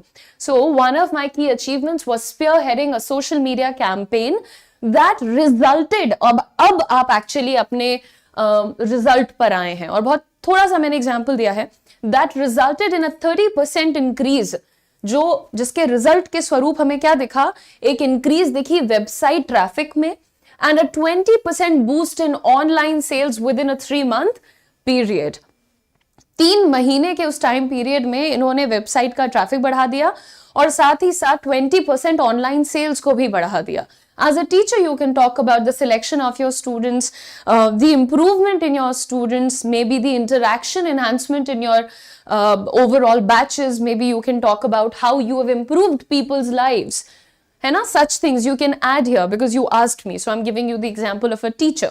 Now this was for experienced people. अब बच्चा सोचेगा कि अरे यार हम तो फ्रेशर हैं, है ना, और ज्यादातर स्टूडेंट्स क्या गलती करते हैं, उनको इंटर्नशिप भी करने का दिल नहीं करता, कुछ नहीं किया होता है, एक आधी internship for the sake of keeping yourself Sen, अपनी सैनिटी के लिए कर लिया करिए, और स्किल्स तो आप बढ़ाएंगे ही वहां से. तो अब अगर आप एक बिगिनर हैं तो आपको पहले कुछ चीजों के बारे में बात करनी होती है, जैसे कि आपने कितनी इंटर्नशिप्स करी हैं, आपने कॉलेज में कोई अच्छे प्रोजेक्ट्स किए हैं, recognitions granted by college to you, आपके कॉलेज में आपको कोई सर्टिफिकेट, कोई शील्ड, कोई ट्रॉफी, ये चीजें मिली हैं क्या, तो आप उनके बारे में बात करिए.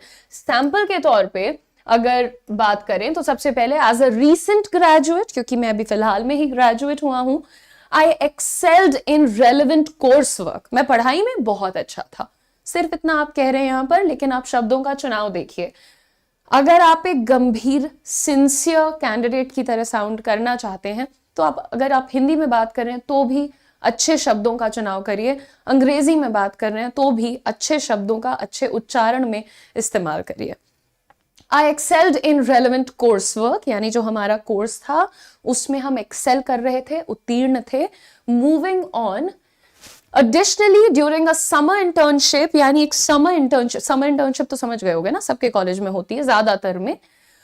I contributed, आपने जो भी कुछ contribution दिया था वो आपको यहाँ लिखना है. मैंने एग्जाम्पल के तौर पर लिखा है I contributed to streamlining inventory management processes for ABC company. ठीक है, हमने कंट्रीब्यूट किया था ताकि हम स्ट्रीमलाइन कर सकें, ऑर्गेनाइज कर सकें, व्यवस्थित कर सकें, उनके इन्वेंट्री मैनेजमेंट प्रोसेस को व्यवस्थित बनाने में हमने ये अपना कंट्रीब्यूशन दिया है, योगदान दिया है. नेक्स्ट देखते हैं, I also led a team project. अब ये कॉलेज के अंदर वो जो कहते हैं नहीं, ग्रुप प्रोजेक्ट मिला है, टीम प्रोजेक्ट मिला है, 5 बच्चों का है, 25 बच्चों का है. So I also led a team project focused on analyzing market trends. तो हमारी टीम थी, I was the team lead. हमारी पूरी टीम ने क्या मिलकर के किया था भाई, हम लोगों ने एनालाइज किया था मार्केट ट्रेंड को, और वो फालतू में नहीं किया था, उसका कोई इम्पैक्ट निकला, ये भी तो बताना पड़ेगा. So which provided valuable insights for a local business, जिसने काफी इन डेप्थ इंफॉर्मेशन प्रोवाइड करी है लोकल बिजनेस को. तो जैसे अगर आप साउथ इंडिया के किसी भी पार्ट से आते हैं, you will see there are some very beautifully flourishing local businesses. शायद the rest of the country doesn't know about it, and not only South India but I have stayed for a while in South India, तो इसलिए मैंने वो example दिया. There are of course local businesses in every state, every city, but some of them are like really big. वो बहुत बड़े हो जाते हैं, वो लोकल से ही शुरू होते हैं और शायद rest of the country doesn't know about them, but they tend to perform very well, and then वहां से ऑफ कोर्स वो स्केल करते हैं. Which provided valuable insights for a local business. तो अब भाई देखो, अगर तुम झूठ बोल रहे हो ना इस जगह पर, तो तुमसे क्या पूछेंगे, कौन से बिजनेस को किया था? मैं किराना स्टोर के लिए किया था. पहले अंकल की एक छोटी सी दुकान थी, फिर अंकल ने 4 कमरे की दुकान खोल दी. So again this is just a lie. देखो, I never tell my students to not lie in an interview, पर उतना झूठ बोलो जितना संभाल पाओ. पता चला आपको कुछ नहीं पता है, आपको यही नहीं पता है कि मार्केट ट्रेंड एनालिसिस किस आधार पर किया जाता है, कौन से 4 बड़े कैटेगराइजेशंस होते हैं. तो आपको पता जो चीज हो उसमें अगर थोड़ा सा आपने ऐड करके माइनस करके बता दिया तो that's good, otherwise don't lie in your interview. तो ये आपके बिगिनर के तौर पर आप अपने अचीवमेंट्स की यहाँ पर बात कर रहे हैं। And then the last thing is why should you be hired, आपको नौकरी मिलनी क्यों चाहिए, राइट? सब कुछ आपने बता दिया, बट आपने कहीं भी कन्विंस करने की कोशिश नहीं की है, किसी को ये बताने की कोशिश नहीं की है कि आप कितने स्टार एस्पिरेंट हैं, है ना? तो उसके लिए भी आपको कुछ यहाँ पर सेंटेंसेस सिखाते हैं। आई बिलीव माई एक्सटेंसिव एक्सपीरियंस, जो मेरा 10 साल का एक्सपीरियंस है, जो मेरा 15 साल का एक्सपीरियंस है, सो उसके बारे में आपको बात भी ऐसी करनी चाहिए सो दैट पीपल नो कि भाई ये तो कोई बहुत बड़ी चीज है, you no this experience is a lot, कोई 2 साल का एक्सपीरियंस नहीं है यहाँ पे, है ना? So I believe my extensive experience in जो भी आपका फील्ड इंडस्ट्री है aligns closely with the strategic goals of your company, यानी कि जो मेरा एक्सपीरियंस रहा है ना इंडस्ट्री में, वो आपकी कंपनी का जो गोल है उसके साथ बड़ा मेल खा रहा है, अलाइन कर रहा है, यानी हम दोनों एक दूसरे के लिए बने हुए हैं। आपने यहाँ पर इनडायरेक्टली यही कहा है। Next, if you look at it, throughout my career I have consistently delivered impactful results. Now क्योंकि आप बता चुके हैं 30% traffic on the website, 20% boost in the sales etcetera, तो अब आप थोड़ा सिंप्लीफाई कर रहे हैं कि थ्रू आउट माई करियर, जो मेरा 10-12 साल का करियर रहा है, उसमें हमने हमेशा इम्पैक्टफुल रिजल्ट्स दिए हैं। एंड लास्टली यू से, okay, now these are really big words, again I'm using some of those again so that you pick a few out of these. Spearheading key projects, important projects को boldly lead किया है हमने. Navigating complex challenges excuse me, navigating complex challenges, परेशानियां जब आई तो हमने उनसे लड़ भड़ करके भी आगे अपनी जर्नी पूरी की है. Collaborating effectively with diverse teams, अलग अलग टीम्स के साथ collaborate किया है. Collaboration is one of the most valued skills across industry. अगर आपके अंदर collaboration वाला स्किल नहीं है, आपको लोगों से मिलजुल करके काम करना, काम निकलवाना नहीं आता है, आप किसी भी इंडस्ट्री में जाइए, you will either be left behind or shall be criticized for it. Now, are some of my qualities that align seamlessly with the values of your organization. Seamlessly यानी बिना किसी परेशानी है, बिल्कुल आपकी कंपनी के वैल्यूज के साथ मेरी ये क्वालिटीज मेल खा रही हैं. और मैंने कितनी बड़ी बड़ी क्वालिटीज बता दी हैं. प्लीज इन आंसर्स को लिख लीजिए. हो सकता है कि आप इसको ट्वीक करना चाहें, अपने अनुसार बनाना चाहें, थोड़ा सिंप्लीफाई करना चाहें, that's up to you. But generally students हमेशा आकर के इंटरव्यू डे 1 जो आपका मॉक इंटरव्यूज होते हैं उसमें हमेशा यही सवाल होता है, ma'am how to answer this question, tell me something about yourself, right? This is a very frequently asked question and I'd really request you to write these things down. And as a fresher, अगर आपको अपने बारे में बताना है कि क्यों आपको हायर किया जाना चाहिए, very nice and very emotional kind of sentences. क्योंकि बात वही है कि अभी आप नए हैं और आप सामने वाले से कहीं ना कहीं रिक्वेस्ट करते हैं that sir I think I deserve a chance here. So I'm eager to bring my passion, academic achievements and willingness to learn. मेरी जो सीखने की इच्छा है, विलिंगनेस टू लर्न, ये मैं आपकी टीम में लेकर के आना चाहता हूं, है ना? बिकॉज आप याद रखिए कि अगर हर टीम में हर बंदा यही सोचने लगे हमको सब आता है, I know everything, I don't need to learn anything, तो फिर खत्म है खेल. फिर वहां पे प्रॉब्लम्स आने लगती हैं, ईगो आने लगता है, क्लैशेस होते हैं. लेकिन अगर किसी भी टीम में 1-2 ऐसे लोग हैं वो like always ready to learn, अच्छा क्या करना है यहाँ पे, कैसे सीखना है, इस टीम के साथ काम करना बड़ा आसान हो जाता है और बहुत स्मूथ हो जाता है.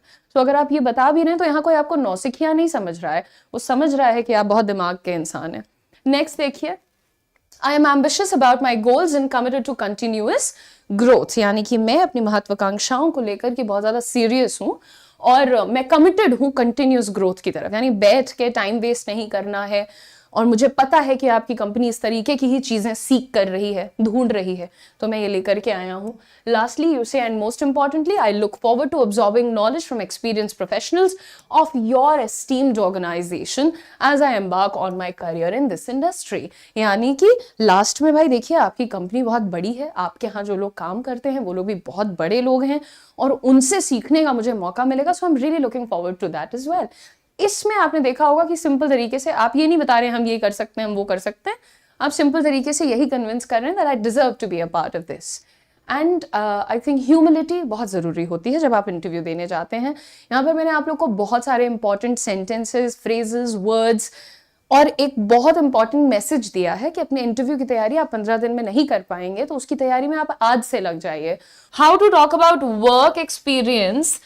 तो अगर कोई ऐसा कैंडिडेट होगा, उससे लगेगा कि मैंने तो वर्क किया नहीं है, तो मैं वर्क एक्सपीरियंस की बात क्यों ही करूंगा, इसलिए शायद ये सेशन मेरे लिए इंपॉर्टेंट नहीं होगा।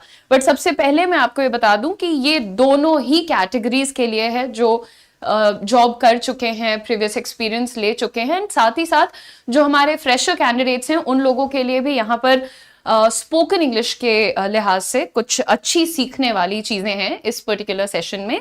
एक बार आपसे रिक्वेस्ट करूंगी सेशन को शेयर कर दीजिएगा और पेशेंटली थोड़ा सुनिएगा कि क्या इंपॉर्टेंट बातें आपको यहाँ पर आज हम सिखाने वाले हैं। और उम्मीद करती हूँ कि आप लोगों ने कल का जो क्लास था वो जरूर देखा होगा, because that is useful for one and all. Anybody who's aspiring to get a government job or is aspiring to get a private sector job has to give an interview at some point in time, and they have to answer a very simple question, tell me something about yourself. तो वो तो आपको जवाब देना ही पड़ता है, correct? And okay, That's very nice. Thank you. God bless you. आगे बढ़ते हैं और सबसे पहले यहाँ पर आप लोगों को ये भी बता दूं कि जो भी, जैसे अभी हमें पता चला कि आपको स्पोकन इंग्लिश की क्लासेस और प्लेलिस्ट बहुत अच्छी लग रही है, तो आप लोगों के लिए आपका एक फुल बैच आ चुका है जहां पर हम आपको स्पोकन इंग्लिश सिखा रहे हैं 75 डेज में। इसमें आपकी ग्रामर पर काम किया जाएगा, आपकी वोकैबुलरी पर काम किया जाएगा, एंड साथ ही साथ आपको सिचुएशनल सेंटेंसेस सिखाए जाएंगे जिनसे कि आपकी कोई भी स्थिति हो, कंडीशन नहीं, सिचुएशन हो, उसमें आप इंग्लिश में बात कर सकते हैं। The choice is of course yours, आप बोलना चाहते हैं या नहीं। लेकिन अगर आपको कभी भी ये लगा है कि कम्युनिकेशन स्किल्स बहुत इंपॉर्टेंट है और आप उन पर काम करना चाहते हैं, then this batch is for you. इस बैच का लिंक आपके चैट बॉक्स में भी लगा है, आपका कोड है UM Live। आगे बढ़ते हैं और अब एक यहाँ पर फ्रेज लिखा है डोंट से, ये मत कहिए। तो ये जो अभी मैं पढ़ाने वाली हूं ये सभी लोगों के लिए बहुत जरूरी है। और अब आप इमेजिन करिए कि आप एक इंटरव्यू में हैं, आपसे कोई एक ऐसा सवाल पूछा गया जिसका जवाब आपको नहीं आता, और आप क्या सिर्फ एक ब्लैंक फेस के साथ ये कहेंगे कि I don't know sir, I don't know ma'am? Do you think that leaves a good impression? क्या आपको लगता है इससे आपका अच्छा इंप्रेशन बिल्ड हो पाएगा? Well, let me tell you, नहीं हो पाएगा। क्योंकि अगर आप एक इंटरव्यू में गए हैं तो कोई आपसे ये उम्मीद नहीं कर रहा है कि आप सब कुछ जान करके आइए, बट डेफिनेटली आपसे ये उम्मीद की जा रही है कि आप फॉर्मल एंड प्रोफेशनल साउंड करें, एटलीस्ट आप prepared to tackle any situation sound करें। यानी कोई भी सिचुएशन आ जाए, कभी कभी सवालों के जवाब हमें आते हैं तो वो एक पॉजिटिव सिचुएशन होती है, और जब हमें सवालों के जवाब नहीं आते हैं तो वो एक नेगेटिव सिचुएशन होती है, और you should be in a position to tackle that situation. आप उस सिचुएशन को टैकल कर पाए, इसके लिए भी आपकी प्रिपेयर्डनेस दिखनी चाहिए। वेल, सबसे पहले मैं यहां पर आपको बोल रही हूं आई डोंट नो मत कहिए। अगर आपको कोई जवाब नहीं आता है एक इंटरव्यू के अंदर, तो मैं आपको यहां पर बताने जा रही हूं कुछ सिंपल फ्रेजेस जो कि आप यूज कर सकते हैं in place of just saying I don't know, हमको नहीं आता है। ये कहने से बहुत अच्छा होगा अगर आप कहते हैं I don't have that information at the moment, sir, ma'am, जो भी है वहां पर, I don't have that information at the moment, but I'm committed to finding out and following up with a comprehensive response. यानी कि अब जब ये मेरी जानकारी में ये मुद्दा आ चुका है, अभी फिलहाल मुझे आंसर नहीं मालूम है, लेकिन मैं कमिटेड हूं, मैं वादा कर रहा हूं कि मैं इस पर रिसर्च करूंगा और एक पूरा रिस्पॉन्स, कॉम्प्रिहेंसिव रिस्पॉन्स प्रिपेयर करूंगा। मुझे मालूम है कि एक बार में आपके लिए ये सेंटेंस थोड़ा लेंदी जरूर होगा, बट आप एक बार खुद इसे मिरर के सामने या एक वीडियो में बोल करके देखिए, क्या ये बेहतर साउंड करता है या आई डोंट नो बेहतर साउंड करता है। अगर आप अपने टारगेट के लिए, अपने UPSC एग्जाम के लिए दिन रात मेहनत कर रहे हैं, तो ये भी आपकी उस मेहनत का एक पोर्शन है, इसे भी इग्नोर मत करिए। Be prepared for your interviews everyone. Next, I'm not entirely sure on that point, but I can certainly look into it and provide a detailed answer. यानी कि सर अभी इस वक्त हमें पूरी तरह से गारंटी नहीं है कि हम इसके बारे में जानते हैं या नहीं, right? I am not entirely sure about it. जब आपको किसी चीज को लेकर के डाउट होता है तो हम क्या कहने लगते हैं, सर थोड़ी कंफ्यूजन है सर, थोड़ा डाउट है sir. Instead of that just say I am not entirely sure about that, but I can certainly look into it and provide you a detailed answer. यानी कि मैं बाद में आपको एक डिटेल्ड आंसर दे सकता हूं.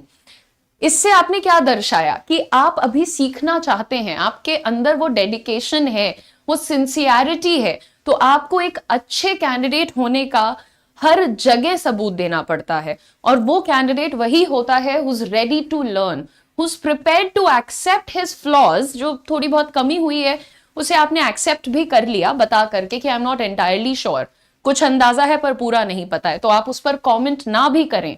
अगर कोई चीज आपको पूर्णतः नहीं पता है तो आप उस पर कमेंट करने से बचें. And choosing one of these statements would be really beneficial for you. Next, I want to ensure the accuracy of my response. Again, कुछ उसी तरीके की सिचुएशन से ये भी रिलेटेड है कि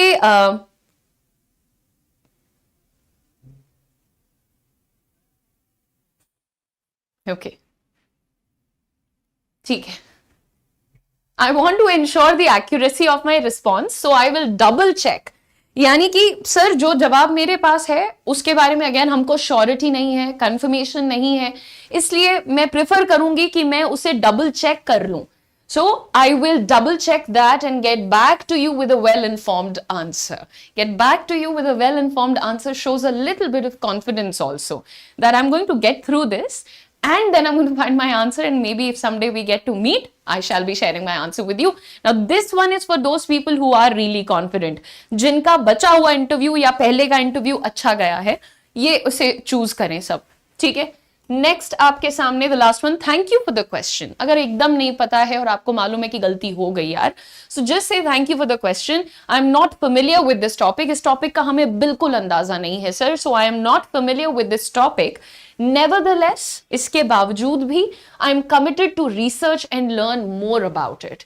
I am committed to research and learn more about it. यानी कि हम इसको पढ़ेंगे जाकर के, इसके बारे में जानकारी को पूरा हासिल करेंगे. तो ये जितने मैंने आंसर्स आपको बताए हैं, ये इनमें से कोई एक चूज कर लीजिए और रेडी रहिए कि भाई हम आई डोंट नो कह करके जूरी को ये नहीं बताएं कि भाई हमको कुछ नहीं आता या हमको ये तो आता ही नहीं है. राइट, आता सबको कुछ ना कुछ रहता है, जरा बहुत सुना होता है, but then when it comes to giving an answer हमें लगता है कि यार चलो आधा पता है तो कमेंट नहीं करेंगे इस पे, है ना. And then what do we say, we just say I don't know, और वहां पर एक क्रिएट हो जाता है पर्सपेक्टिव कि इस बच्चे को तैयारी नहीं है, इस कैंडिडेट को तैयारी नहीं है. सो उससे बचने के लिए इनमें से no, I don't think that will the last point shall create some kind of confusion. You're trying to say, Shoaib? Thank you for the question. सवाल के लिए धन्यवाद. I am not familiar with this topic. इस topic का हमें अंदाजा नहीं है यार. मान लीजिए कि आप कोई ऐसे इंसान है जिसको फैशन के बारे में या किसी एक स्पेसिफिक टॉपिक के बारे में कुछ नहीं पता है और आपसे वहां पूछ लिया गया है, तो इसमें कोई शर्मिंदगी नहीं है अगर आप कहते हैं कि आई am not familiar with this topic, हमें अंदाजा नहीं है इसका, ये मेरे शायद इंटरेस्ट एरिया से बाहर है, शायद नहीं, अभी नया टॉपिक है, एकदम नहीं सुना है. So preferable choice. Nevertheless I am committed to research and learn more about it. यानी कि हम इसके बारे में और पढ़ेंगे और आपको जवाब देंगे या नहीं देंगे, दैट्स लेटर थिंग. ओके, ठीक है. Now talk about work ex. Work ex से मेरा मतलब है वर्क एक्सपीरियंस. आपने अगर, जैसे बहुत सारे कैंडिडेट्स ऐसे होते हैं जो पहले कोई नौकरी कर रहे होते हैं और फिर उसके साथ वो यूपीएससी का इंटरव्यू, यूपीएससी एग्जाम्स देते हैं और फिर इंटरव्यूज उनको जाना होता है देने के लिए, तो वहां पर ये जरूर बताया जाता है इन योर इंट्रोडक्शन पार्ट कि आपको आपने पहले क्या किया है, पिछले 3 सालों से आप क्या कर रहे थे, इस उम्र में आप क्यों ये जॉब ले रहे हैं. therein you have to talk about your work experience कि मैंने इतने साल इस कंपनी में काम किया है और मैंने ये कुछ चीजें सीखी हैं. तो सिर्फ आपको 3 तरीके बताऊंगी. खैर बात करने के तो बहुत तरीके होते हैं, इस मुद्दे पर बात करने के बड़े लेंदी और कॉम्प्लेक्स तरीके भी होते हैं, बट अंडरस्टैंडिंग द फैक्ट कि आप लोग शायद अभी बिगिनर हैं, अभी आप शुरुआत कर रहे हैं, तो मैंने थोड़े से सिंप्लीफाइड सेंटेंसेस आपके लिए चूज किए हैं. और एक बार आप गौर दीजिए, करिएगा यहाँ पर, ड्यूरिंग माई टाइम एट, जो भी आप कंपनी में काम कर चुके हैं, अगर आप किसी गवर्नमेंट ऑफिस में काम कर चुके हैं, सो आप यहाँ पर कह रहे हैं कि जो समय मैंने अपने इस ऑर्गेनाइजेशन को दिया है, I was able to gain practical experience. Now यार, ये वर्ड्स जो होते हैं ना, प्रैक्टिकल एक्सपीरियंस, यानी हमने करके देखा है, हमने सिर्फ थ्योरी नहीं समझी है, हम डेस्क जॉब पे बैठे खाली टाइम पे वेस्ट नहीं कर रहे थे। तो ये कुछ तरीके होते हैं, when you use words like practical, they show that this person has been directly involved in any job, in any task, यानी आपने directly उस जिम्मेदारी को खुद निभाया है।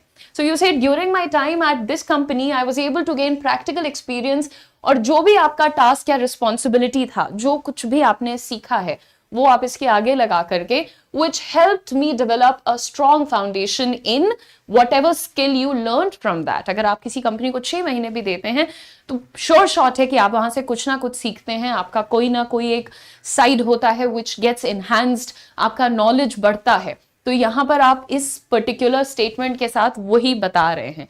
इसी बात को कहने के दो और तरीके हैं। The second one is, I had the opportunity to work at, अगर आप एक पॉजिटिव इंसान हैं, अगर आप अपनी लाइफ के हर फेज को एज अ लर्निंग देखते हैं, then I think this is the most suitable one. Also ये थोड़ा ज्यादा सिंपल है। I had the opportunity to, मुझे अवसर मिला था काम करने का इस कंपनी के साथ, where I learned the importance of specific skill. आपको किस चीज की इंपॉर्टेंस समझ में आई वो जॉब करने के बाद, and how to effectively apply it in real world scenarios, और कैसे उन चीजों को सिर्फ उस जॉब में ही नहीं, रियल वर्ल्ड सिनेरियो में हमने अप्लाई करना भी सीखा। सो ये आपके सामने है टू शो कि हमने जो अभी तक सीखा है, जो अपॉर्चुनिटीज हमें मिली हैं, we really value that. So I had the opportunity, मुझे अवसर मिला। So look at the positive side of the statement. So I had the opportunity to work at this organization where I learned the importance of whatever skill you learned and how to effectively apply। और मैंने ये भी सीखा कि वो skill जो मैं उस कंपनी में सीख रहा हूँ उसको रियल वर्ल्ड सिनेरियोज में कैसे, रियल लाइफ में जो हम बोलते हैं ना, उसी के लिए थोड़ा एडवांस तरीका है, रियल वर्ल्ड सिनेरियोज में कैसे मैं एग्जीक्यूट कर सकता हूँ। नेक्स्ट देखते हैं यहाँ पर, during my work experience eight what ever company it is, जो जितना भी मेरा तजुर्बा रहा है, अनुभव रहा है काम का इस कंपनी के साथ, आई वॉज एबल टू होन माई स्किल्स, मैं अपने स्किल्स को और शार्पन कर पाया। होनिंग का मतलब पॉलिशिंग, शार्पनिंग, राइट, इन जो भी आपका एरिया था, while also learning about the intricate dynamics of a professional work environment। ये वाला बड़ा, ये this statement is particularly very good to me, मुझे बहुत अच्छा लगता है ये। आप सुनिए, while also learning about the intricate dynamics of a professional work environment। I don't know आप कितने लोगों से मिलते हैं, इंटरैक्ट करते हैं, या आपका क्या एक्सपीरियंस रहा है अभी तक जॉब को लेकर के, लेकिन आप किसी भी ऑफिस में जब जाते हैं तो other than your specific industry, other than your specific skills and expertise, एक चीज जो बहुत इंपॉर्टेंट होती है, दैट इज आपका वर्क एनवायरनमेंट के साथ आपका कैसा अडेप्टेबिलिटी है, यानी उस वर्क एनवायरनमेंट से आप क्या सीख रहे हैं। Are you learning collaboration, are you learning negotiation, are you learning adaptability. Let us say बहुत सारे लोग तो 10 दिन काम करके नौकरी छोड़ देते हैं, अरे उस ऑफिस में मेरा नहीं चलेगा। तो अगेन जब आप बात करते हैं ना इस तरीके से, while also learning about the intricate dynamics of a professional work environment, एक प्रोफेशनल वर्क एनवायरनमेंट के डायनामिक्स को, बनावट को, स्ट्रक्चर को भी मैंने भली भांति जाना है और समझा है। ये 3 मैंने सिर्फ यहाँ पर सेंटेंसेस रखे हैं, इनमें से किसी एक को भी अच्छे से प्रैक्टिस करना, अगर आप आज से शुरू करेंगे 2 से 3 दिन, अगर आप सिर्फ इसको 2 मिनट 3 मिनट खाली वीडियो बनाने के लिए या लेटेस्ट से शीशे के सामने खड़े होकर के प्रैक्टिस करेंगे, तो आप जो जिससे भी आप रिलेट कर रहे हैं ज्यादा, ठीक है, उसे आप पिक करिए और आप उसको चूज करके प्रैक्टिस करिए। 2 से 3 दिन में ये नेचुरल लगने लगेगा आपकी टंग के लिए। अभी एक जो चीज इस पर मैं हमेशा बात करती हूँ कि अंग्रेजी बोलते वक्त बड़ा वर्ग है जो बहुत रोबोटिक साउंड करता है। रोबोटिक से मेरा मतलब कभी कभी फेक भी होता है, हमें दिख रहा होता है कि यहां पर एक प्रिटेंस, दिखावा चल रहा है, इनकी नेचुरल लैंग्वेज इंग्लिश नहीं लग रही है। ये सारी चीजें एज अ कम्युनिकेटर आपके लिए थोड़ा सा नेगेटिवली काम कर सकती हैं। हो सकता है कि आप अपने इंटरव्यू लैंग्वेज को हिंदी सिलेक्ट कर लो, कि आप बता दो जा करके कि sir I'd like to give my interview in Hindi, मतलब आप हिंदी में कहेंगे कि सर मैं हिंदी में इंटरव्यू देना चाहता हूँ। लेकिन कल को जब आप जॉब करेंगे, आपको प्रमोशंस चाहिए होंगी, आपकी पब्लिक इंटरेक्शंस होंगे, आपको कौन मिलता है, किससे बात करनी है, क्या सबको आपकी मदर टंग आती होगी, बाकी लोगों की पर्सनालिटी में एक यूनिकनेस दिखेगी because of their communication skills, और वो आपके में लैकिंग होगी, तो क्या आप रेडी हैं इस रिग्रेट को लेकर के ही सारी जिंदगी चलने के लिए, या are you thinking of improving it now that you have the chance and time? अभी जब आपके पास मौका भी है और वक्त भी, तो आप इस पर आराम से, दिन में आपके 24 घंटे में से सिर्फ आपसे 75 मिनट्स मांगे जा रहे हैं, 1 घंटा 15 मिनट। तो अगर आप रेडी हैं विद दैट टाइम, तो अपने इस बैच में जरूर एनरोल कराइएगा। और ये जो छोटे छोटे, छोटे नहीं, मैं मानती हूँ मेरे लिए ये छोटे सेंटेंसेस हो सकते हैं, हो सकता है आप कंफर्टेबल नहीं है तो आपको बहुत लेंदी लग रहा होगा, लेकिन अगर आप मेरी एक्सप्लेनेशन को सुन करके, सिचुएशन से रिलेट करके, इसे एक बार प्रैक्टिस करके चेक करेंगे, you will positively feel much more confident as a person. आप ज्यादा कॉन्फिडेंस महसूस कर पाएंगे अपने अंदर। लास्ट में आज मैं आपको कुछ अच्छे वर्ड्स सिखाती हूँ। एक बहुत ही ओवर यूज्ड वर्ड है हमारे पास, this fourth one I am not teaching you because I know बहुत सारे लोग कमेंट सेक्शन में थोड़ा सा घबरा गए हैं। कुछ लोगों का कहना है कि क्या अंग्रेजी बोल रही हैं, समझ नहीं आ रहा है, तो don't be demotivated, you can take a look at the fourth one if you please. Now stop saying I am not sure, right? बहुत कई दफा सिचुएशन होती है, सिर्फ इंटरव्यू में नहीं, लाइफ में कई बार ऐसा होता है जब हमें लगता है कि किसी ओपिनियन को लेकर, किसी मुद्दे को लेकर, किसी बात को लेकर के हमारे अंदर वो श्योरिटी नहीं है, पक्का नहीं पता है, तो हम अब आई एम नॉट श्योर की जगह कह सकते हैं आई am a little uncertain, I am a little uncertain, यानी कि पक्का नहीं है, हमको थोड़ा सा डाउट हो रहा है, हमको थोड़ा सा डाउट हो रहा है को आप कह सकते हैं आई एम अ लिटिल अनसर्टेन, ठीक है? हेजिटेंट, आई फील हेजिटेंट, मुझे थोड़ा सा झिझक महसूस हो रही है इसमें, मुझे अंदर से कन्विक्शन नहीं आ रहा है, पक्का नहीं लग रहा है कि हम ये काम कर लेंगे कि नहीं, तो आप क्या कहेंगे? आई am a little hesitant, I feel a little hesitant, I feel somehow hesitant, ठीक है? नेक्स्ट, इनडिसाइसिव, तुमने डिसाइड किया कब से कोचिंग ज्वाइन करनी है, कब से बैच में एडमिशन लेना है, I am a little indecisive at the moment, हमें मतलब समझ नहीं आ रहा है कि क्या निर्णय लें, कैसे लें, इसी में टाइम बीत जाएगा, तो don't waste your time. Okay, ये एक वर्ड है,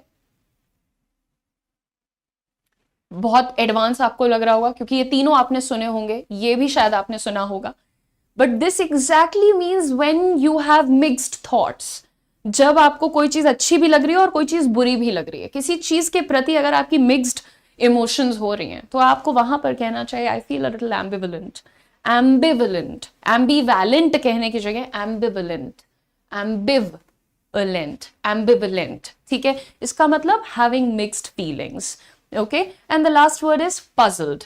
I'm kind of puzzled here. कोई चीज आपको डाउटफुल, डाउट्स क्रिएट कर रही है, कोई चीज आपके लिए ज्यादा कॉम्प्लिकेटेड हो गई, समझ नहीं आई, जैसे ज्यादा अंग्रेजी कोई बोलता है तो आपको क्या लगता है, अरे सर के ऊपर से चला गया, तो आप in that situation you can just say I am a little puzzled, puzzled हूं मैं थोड़ा सा, है ना? थोड़ा सा के लिए अ लिटिल लगाते हैं, बाकी आई एम पजल्ड कह सकते हैं आप। तो ये सारी चीजें जो मैंने आपको सिखाई हैं, आप इन सब की प्रैक्टिस करिए। हो सके तो YouTube से अगर आप पढ़ रहे हैं तो भी आप इसके नोट्स बना लीजिए, और ये जानते हुए चलिए कि स्पोकन इंग्लिश या कम्युनिकेशन स्किल्स सिर्फ इंटरव्यू तक लिमिटेड नहीं है। इंटरव्यू क्लियर करने के बाद जो दुनिया शुरू होती है उसके लिए भी ये बहुत जरूरी है। What is equally uncomfortable is listening to people speaking in such a manner that their words hold almost zero to no value. You know, there are such good people out there, such brainy people out there, but because of the way they are speaking, the words they are choosing, the body language that they are depicting in the moment, it becomes almost inconsequential. Their words become almost inconsequential, insignificant, or uninfluential. For example, if there is anybody out there who is speaking to you and is not coming to the point, you also lose interest, right? if there is somebody who's trying to talk to you and is not able to relate to the moment, relate to you, you lose interest. Right? There are a lot of people that you meet, a lot of people that you watch, a lot of people that you listen to. But आप उनको बहुत ज़्यादा तो क्या 10 second सुनते हैं और फिर चले जाते हैं. कई बार आपके साथ भी ऐसा होता होगा कि आपसे पहले जो कैंडिडेट गया उसका इंटरव्यू लगभग 40 मिनट चलता है और आपका इंटरव्यू करीब 10 मिनट 12 मिनट में खत्म हो जाता है. बट ऐसा क्यों होता है? क्योंकि प्रॉबेबली जो आपको सुन रहे हैं, जो आपका इंटरव्यू ले रहे हैं, they are not interested in whatever you're saying. They don't care whatever you're saying. Why does that happen? ऐसा क्यों होता है? And how can we probably try and improve this issue? How can we get rid of this problem in the first place and then look at the improvement side of it? You know, everybody out there is trying to make a living for themselves. Everybody out there is trying to make or achieve something bigger and better, have a better lifestyle, and a lot of such requirements and needs and demands. But why very few of them are able to finally get what they want? Very few of them, you know. All of us keep dreaming of that promotion, all of us keep dreaming of that job, all of us keep dreaming of that one opportunity. जब मैं perform करूँगा तो सब देखेंगे, and that never happens. वो कभी होता क्यों नहीं है? क्योंकि it's a very simple story. बात करना नहीं आता है लोगों को. बात ऐसे करेंगे, पहले से ही क्लियर कर देंगे कि मेरी बात का कोई वैल्यू नहीं है या मेरी बात को सुनने की आपको आवश्यकता नहीं है.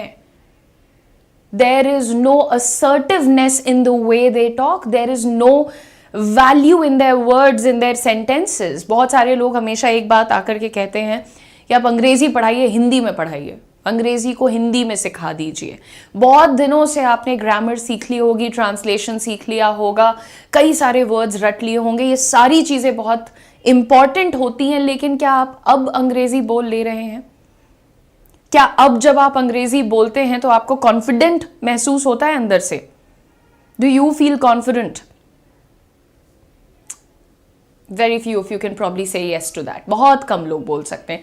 अगेन, यूजर नेम के पीछे बैठ के कमेंट करने के लिए बहुत सारे लोग होते हैं, सच्चाई वाली बात पूछ रहे हैं, है ना. और ये जो यूजर नेम के धुरंधर हैं, इन लोगों से तो मुझे कुछ कहना ही नहीं है. कल के या परसों के सेशन में किसी ने एक वर्ड आके लिखा था ओवर एक्टिंग.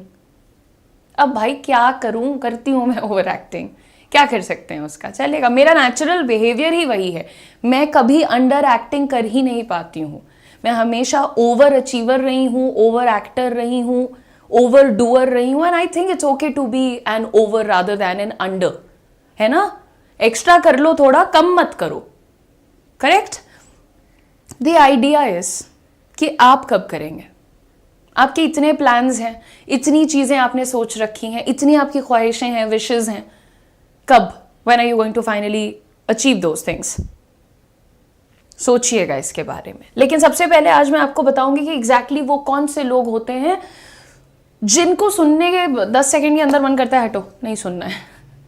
2-3 रीजंस हो सकते हैं. कभी कभी एक रीजन ये हो सकता है कि अच्छा मेरे मतलब की बात यहाँ पर नहीं हो रही है. जैसे अभी अचानक से कोई डॉक्टरी की पढ़ाई की बात करने लगे तो मैं वहां से हट जाऊंगी, क्योंकि मेरे को जो करियर बनाना था वो मैंने बना लिया है, मुझे उसमें कोई दिलचस्पी पर्टिकुलरली नहीं रहेगी. राइट.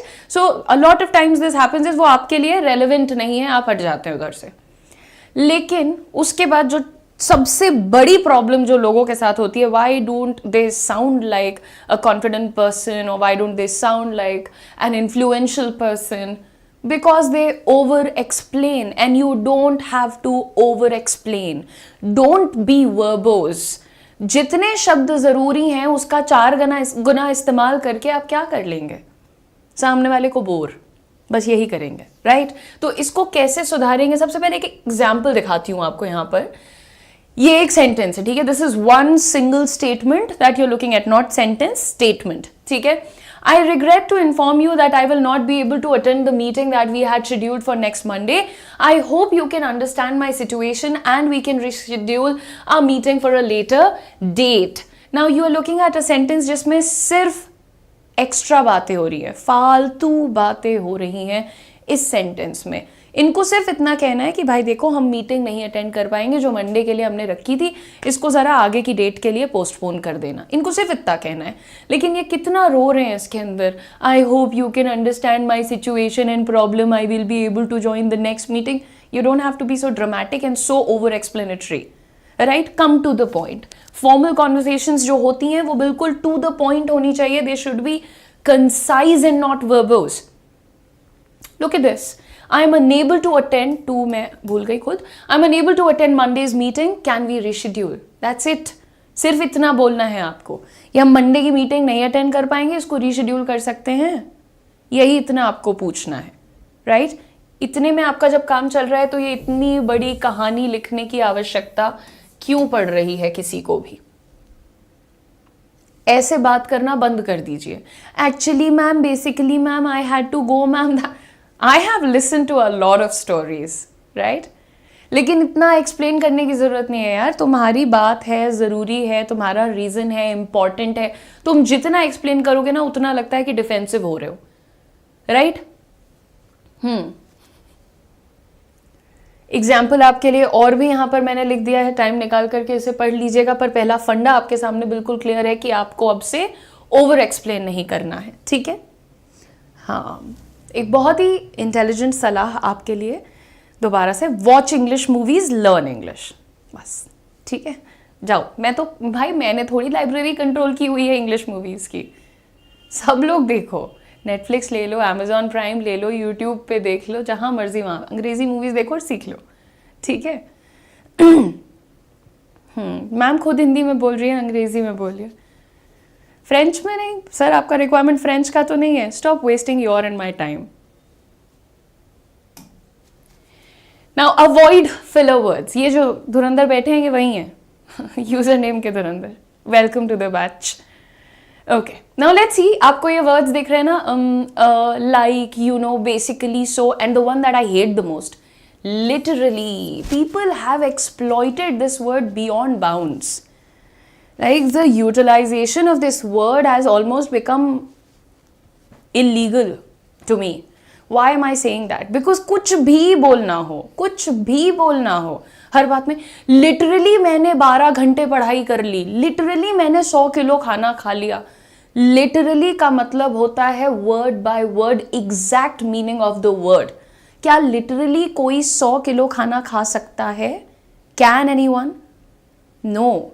तो ऐसे बोलना गलत है. और ये जो वर्ड है, you know, so I went there like I liked it. Now this is a little dramatic on my part, but ये words basically, technically and all of that, ये जबरदस्ती के वर्ड्स को लगा लगा करके सेंटेंसेस को हैवी बनाने की जो कोशिश हो रही है, ये रिक्वायर्ड ही नहीं है. These are not required. Correct? So we don't have to. एक तो ये लाइक बेचारा, इसी में और जोड़ लो वो काइंड ऑफ. यार I am kind of busy. I am busy. Just say I am busy. What is kind of busy? Sort of, type of, kind of, बिल्कुल overuse. Right? Nero is saying basically was my keyword. That can basically is a very basic word. You know, how do we get rid of these things? There's a very nice exercise I'll tell you right now. So sometimes we feel like saying something of, let us say we feel like saying like a lot. है ना? What do we have to do? We have to say the sentence as I was going to say it or as you were going to say it. हमें sentence को बिल्कुल वैसे ही कहना है जैसे हम कहने वाले थे. फॉर एग्जाम्पल, अगर मुझे ये बोलना है, I am very fond of dogs like I really like dogs. ठीक है? ये बोलते हैं ना लोग, I am very fond of dogs like I really like them. Okay? जब उनको किसी चीज पे थोड़ा सा स्ट्रेस डालना होगा, एम्फेसिस डालना होगा, तो इस तरीके से बात कर लेते हैं. अब आप ये वर्ड अपना लाइक देख लो. ठीक है? बस आपको ये करना है कि जब भी तुम लाइक बोलने वाले हो, यू नो बोलने वाले हो, सो बोलने वाले हो, etcetera, I am very fond of dogs, I really like them.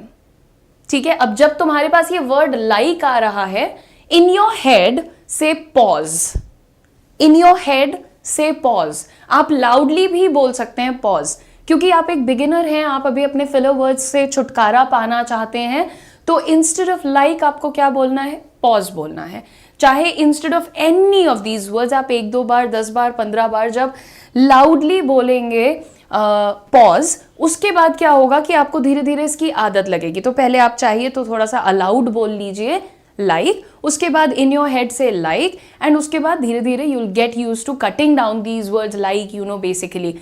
If the context asks for these words, definitely use it, right? So if the contexts are required, you are allowed to use the words, but unnecessarily in every other statement, in every other phrase, if you're going to say like, so, you know, kind of, it doesn't sound good, and it really takes away the value from your conversation or from your statements. So you just have to avoid it. And I've also written down a few things that I'd like you to practice. You know what?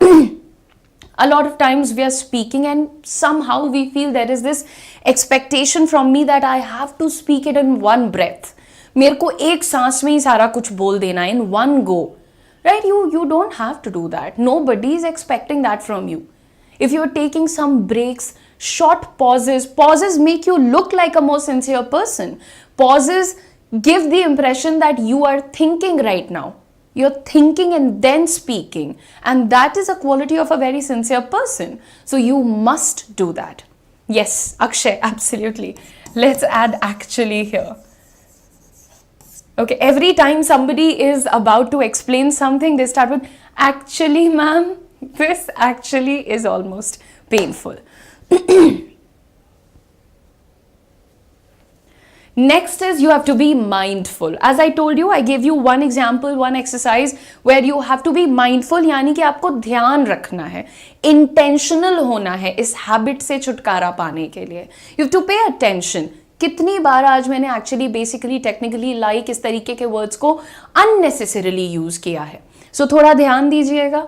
जब ध्यान देंगे तो वो exercise करिएगा pause बोलने वाली, and then you see use clear and direct language. ये जो हम कहते हैं basically my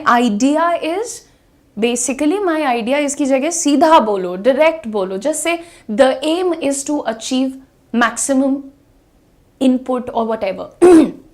जो भी कुछ आप अचीव करने वाले हो.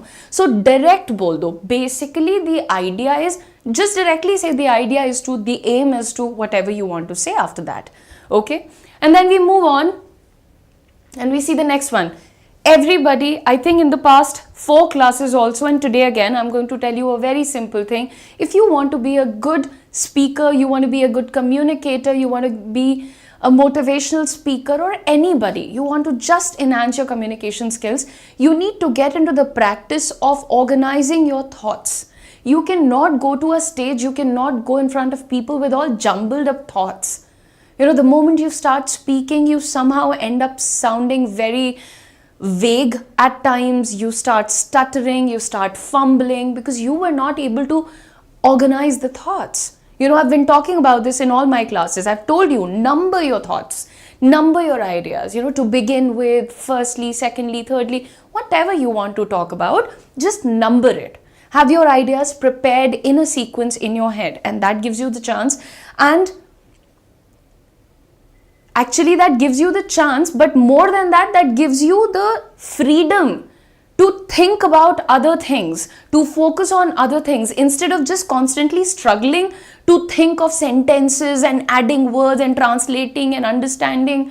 That makes it a very tiring process. You know, your brain is a very beautiful thing, right? And you cannot tire it like that with unnecessary activities. Right. Moving on, drop the disclaimers. You have heard such people. आप बहुत बार ऐसे लोगों से मिले हैं और शायद आप भी अभी वही लोग हैं. But don't be those लोग. Right? What do you have to do? You have to drop the disclaimer. जो बहुत ही अच्छे लोग होते हैं, कई बार मैंने उनके अंदर ये क्वालिटी देखी है. But then there are people who are nervous, who are kind of diffident, who kind of lack that conviction. You know, they come up with disclaimers. हो सकता है कि मेरी बात गलत हो. It might be that I'm wrong. It might sound silly. I'm sorry if I'm wasting your time, but I have to say this. ये disclaimer लेके कब से आने लग गए लोग? और ऐसा क्यों करना है आपको? अगर आप वाकई एक वैल्यूएबल पॉइंट रखने जा रहे हैं, एक वैलिड पॉइंट आप रखने जा रहे हैं, तो आप इतने अपॉलोजेटिक और सेल्फ एफिसिंग क्यों हो रहे हैं? सेल्फ एफिसिंग समझते हो ना, अपने आप को हार्म पहुंचाने वाला. I am sorry, I am silly, I am this. You are not. You are absolutely perfect. The way you are suppose to speak is more confidently, not by undermining your own self. You don't have to do that. Right? Now, let's see some examples. I'm sorry, but I'm not sure, but sometimes maybe your boss asks you for an opinion. And instead of giving your opinion, you start with a statement like this. I'm sorry and I'm not sure, but I would like to say, if you are not sure and if you already feel sorry about it, don't say that. You are going to regret it. So don't. No? Instead of speaking like that, just keep quiet. Say, I don't have an idea. It takes a lot of confidence to even say, I don't know. इसके बारे में भी मैं आपसे discussion कर चुकी हूँ. So become a confident speaker. I apologize if this doesn't make sense, but I'll try my best to explain. Listen, you are saying, I'm sorry, I apologize if this does not make sense. That means somewhere in your head, you think this is not going to make sense.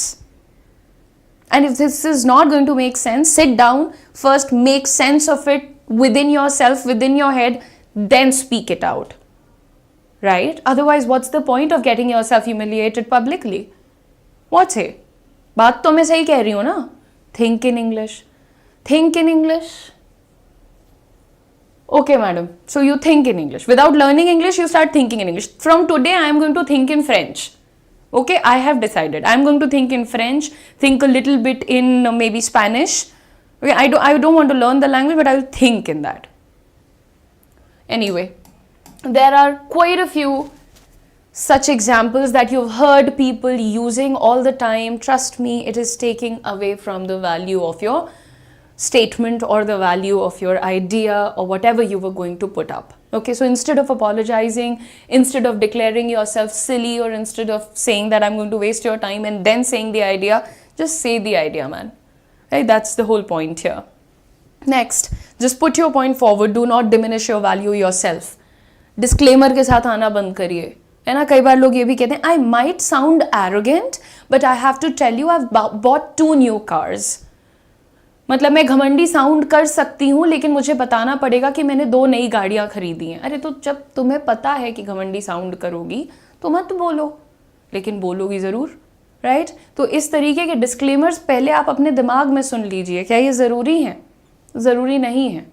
सीधे बात कह दीजिए, बेहतर रहता है. क्योंकि कई बार आपके जो डिस्क्लेमर्स होते हैं ना, they are putting ideas in people's head. हो सकता है कि मेरा टाइम वेस्ट ना होता तुम्हारी बात सुनने में, लेकिन जब तुम खुद ही कह रही हो I apologise if this doesn't make sense, तुम खुद ही कह रही हो कि दिस डजंट मेक सेंस, तो उसको सुनते वक्त तो मेरा टाइम वेस्ट होगा. आगे बढ़ते हैं और लास्ट चीज जो मुझे आपको बतानी है, which is very very important. I have heard so many people speak, they are monotonous, absolutely monotonous. Funny part is, कुछ लोगों को तो पता ही नहीं होता है कि वो मोनोटोनस हैं. वो आपसे बात करेंगे, ठीक है, और आपको ऐसा लगेगा कि यार ये इंसान तो बात करने में इंटरेस्टेड ही नहीं है. राइट? लेकिन उस बेचारे को ये नहीं पता होता है कि मैं ऐसा साउंड कर रहा हूं. मोनोटोनस क्या होता है कि टोन में कोई वेराइटी ही नहीं है. जैसे मैंने अभी बोला, टोन में कोई वेराइटी ही नहीं है. There is a lot of up and down when I speak. Right? कुछ लोग बिल्कुल रोबोटिक हो जाते हैं और एग्जैक्टली सामने वाले को वहीं पता चल जाता है कि इसने पूरी पिच रटी हुई है या प्रेजेंटेशन रटी हुई है, स्पीच रटी हुई है, और फिर ख़त्म हो जाता है लोगों का इंटरेस्ट आपकी कॉन्वर्सेशन से, आपकी स्पीच से, डिलीवरी से, एट्सेट्रा. मोनोटोनस मत होइए. आप जितने प्यार से अपनी मदर टंग में अपनी इमोशंस को एक्सप्रेस कर लेते हैं, गुस्सा होते हैं तो आपकी बातों का टोन बदलता है, खुश होते हैं तो टोन बदलता है, सरप्राइज्ड होते हैं तो टोन बदल जाता है. तो आपको सबसे पहले अपनी इमोशंस को प्रैक्टिस करना है कि जब मैं गुस्सा दिखाता हूं तो मैं हिंदी में या अपनी मदर टंग में कैसे बोलता हूं.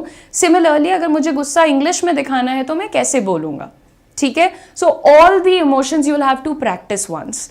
Number 2, everybody emphasize upon, upon नहीं लगता, एम्फसाइज के बाद आपको ऑन अपॉन नहीं लगाना चाहिए. Emphasize the keywords. For example, अभी मेरा इस स्टेटमेंट में कीवर्ड क्या है? एम्फसाइज. दबाव डालिए, हाईलाइट करिए अपने कीवर्ड को. ठीक है? तो जो भी तुम्हारा कीवर्ड है, ऑपरेटिव वर्ड है, सबसे जरूरी वर्ड है एक वाक्य के अंदर, उस पर थोड़ा सा जोर डाल करके बोलो, तो तुम्हारी जो ये मोनोटोनस होने की परेशानी है ये खत्म हो जाएगी, ठीक है।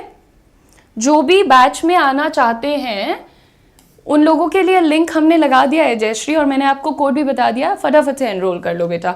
दूसरी चीज and the last thing is active listening. लोगों को बहुत अच्छा लगता है जब अच्छे स्पीकर्स बोलते हैं, थोड़े से जो प्रभावशाली लोग होते हैं वो बोलते हैं तो बड़े ध्यान से लोग सुनते हैं उन्हें, लेकिन लोग उनकी बातों में, उनके जोक्स में, उनकी मोटिवेशन में इतने खो जाते हैं कि वो उनकी स्टाइल को नोटिस नहीं करते हैं। So you have to pay attention to the style of that person as well. What kind of words is that person using? What kind of expressions is that person actually giving? How is that person emphasizing on various words? What kind of tone switch is there? How frequent is that switch? Quick, slow, easy, moderate, you will have to see. Okay, so start noticing, become an attentive listener, man. I mean, half the time people keep saying read books, but even if you're listening to a good person, it's kind of the same thing.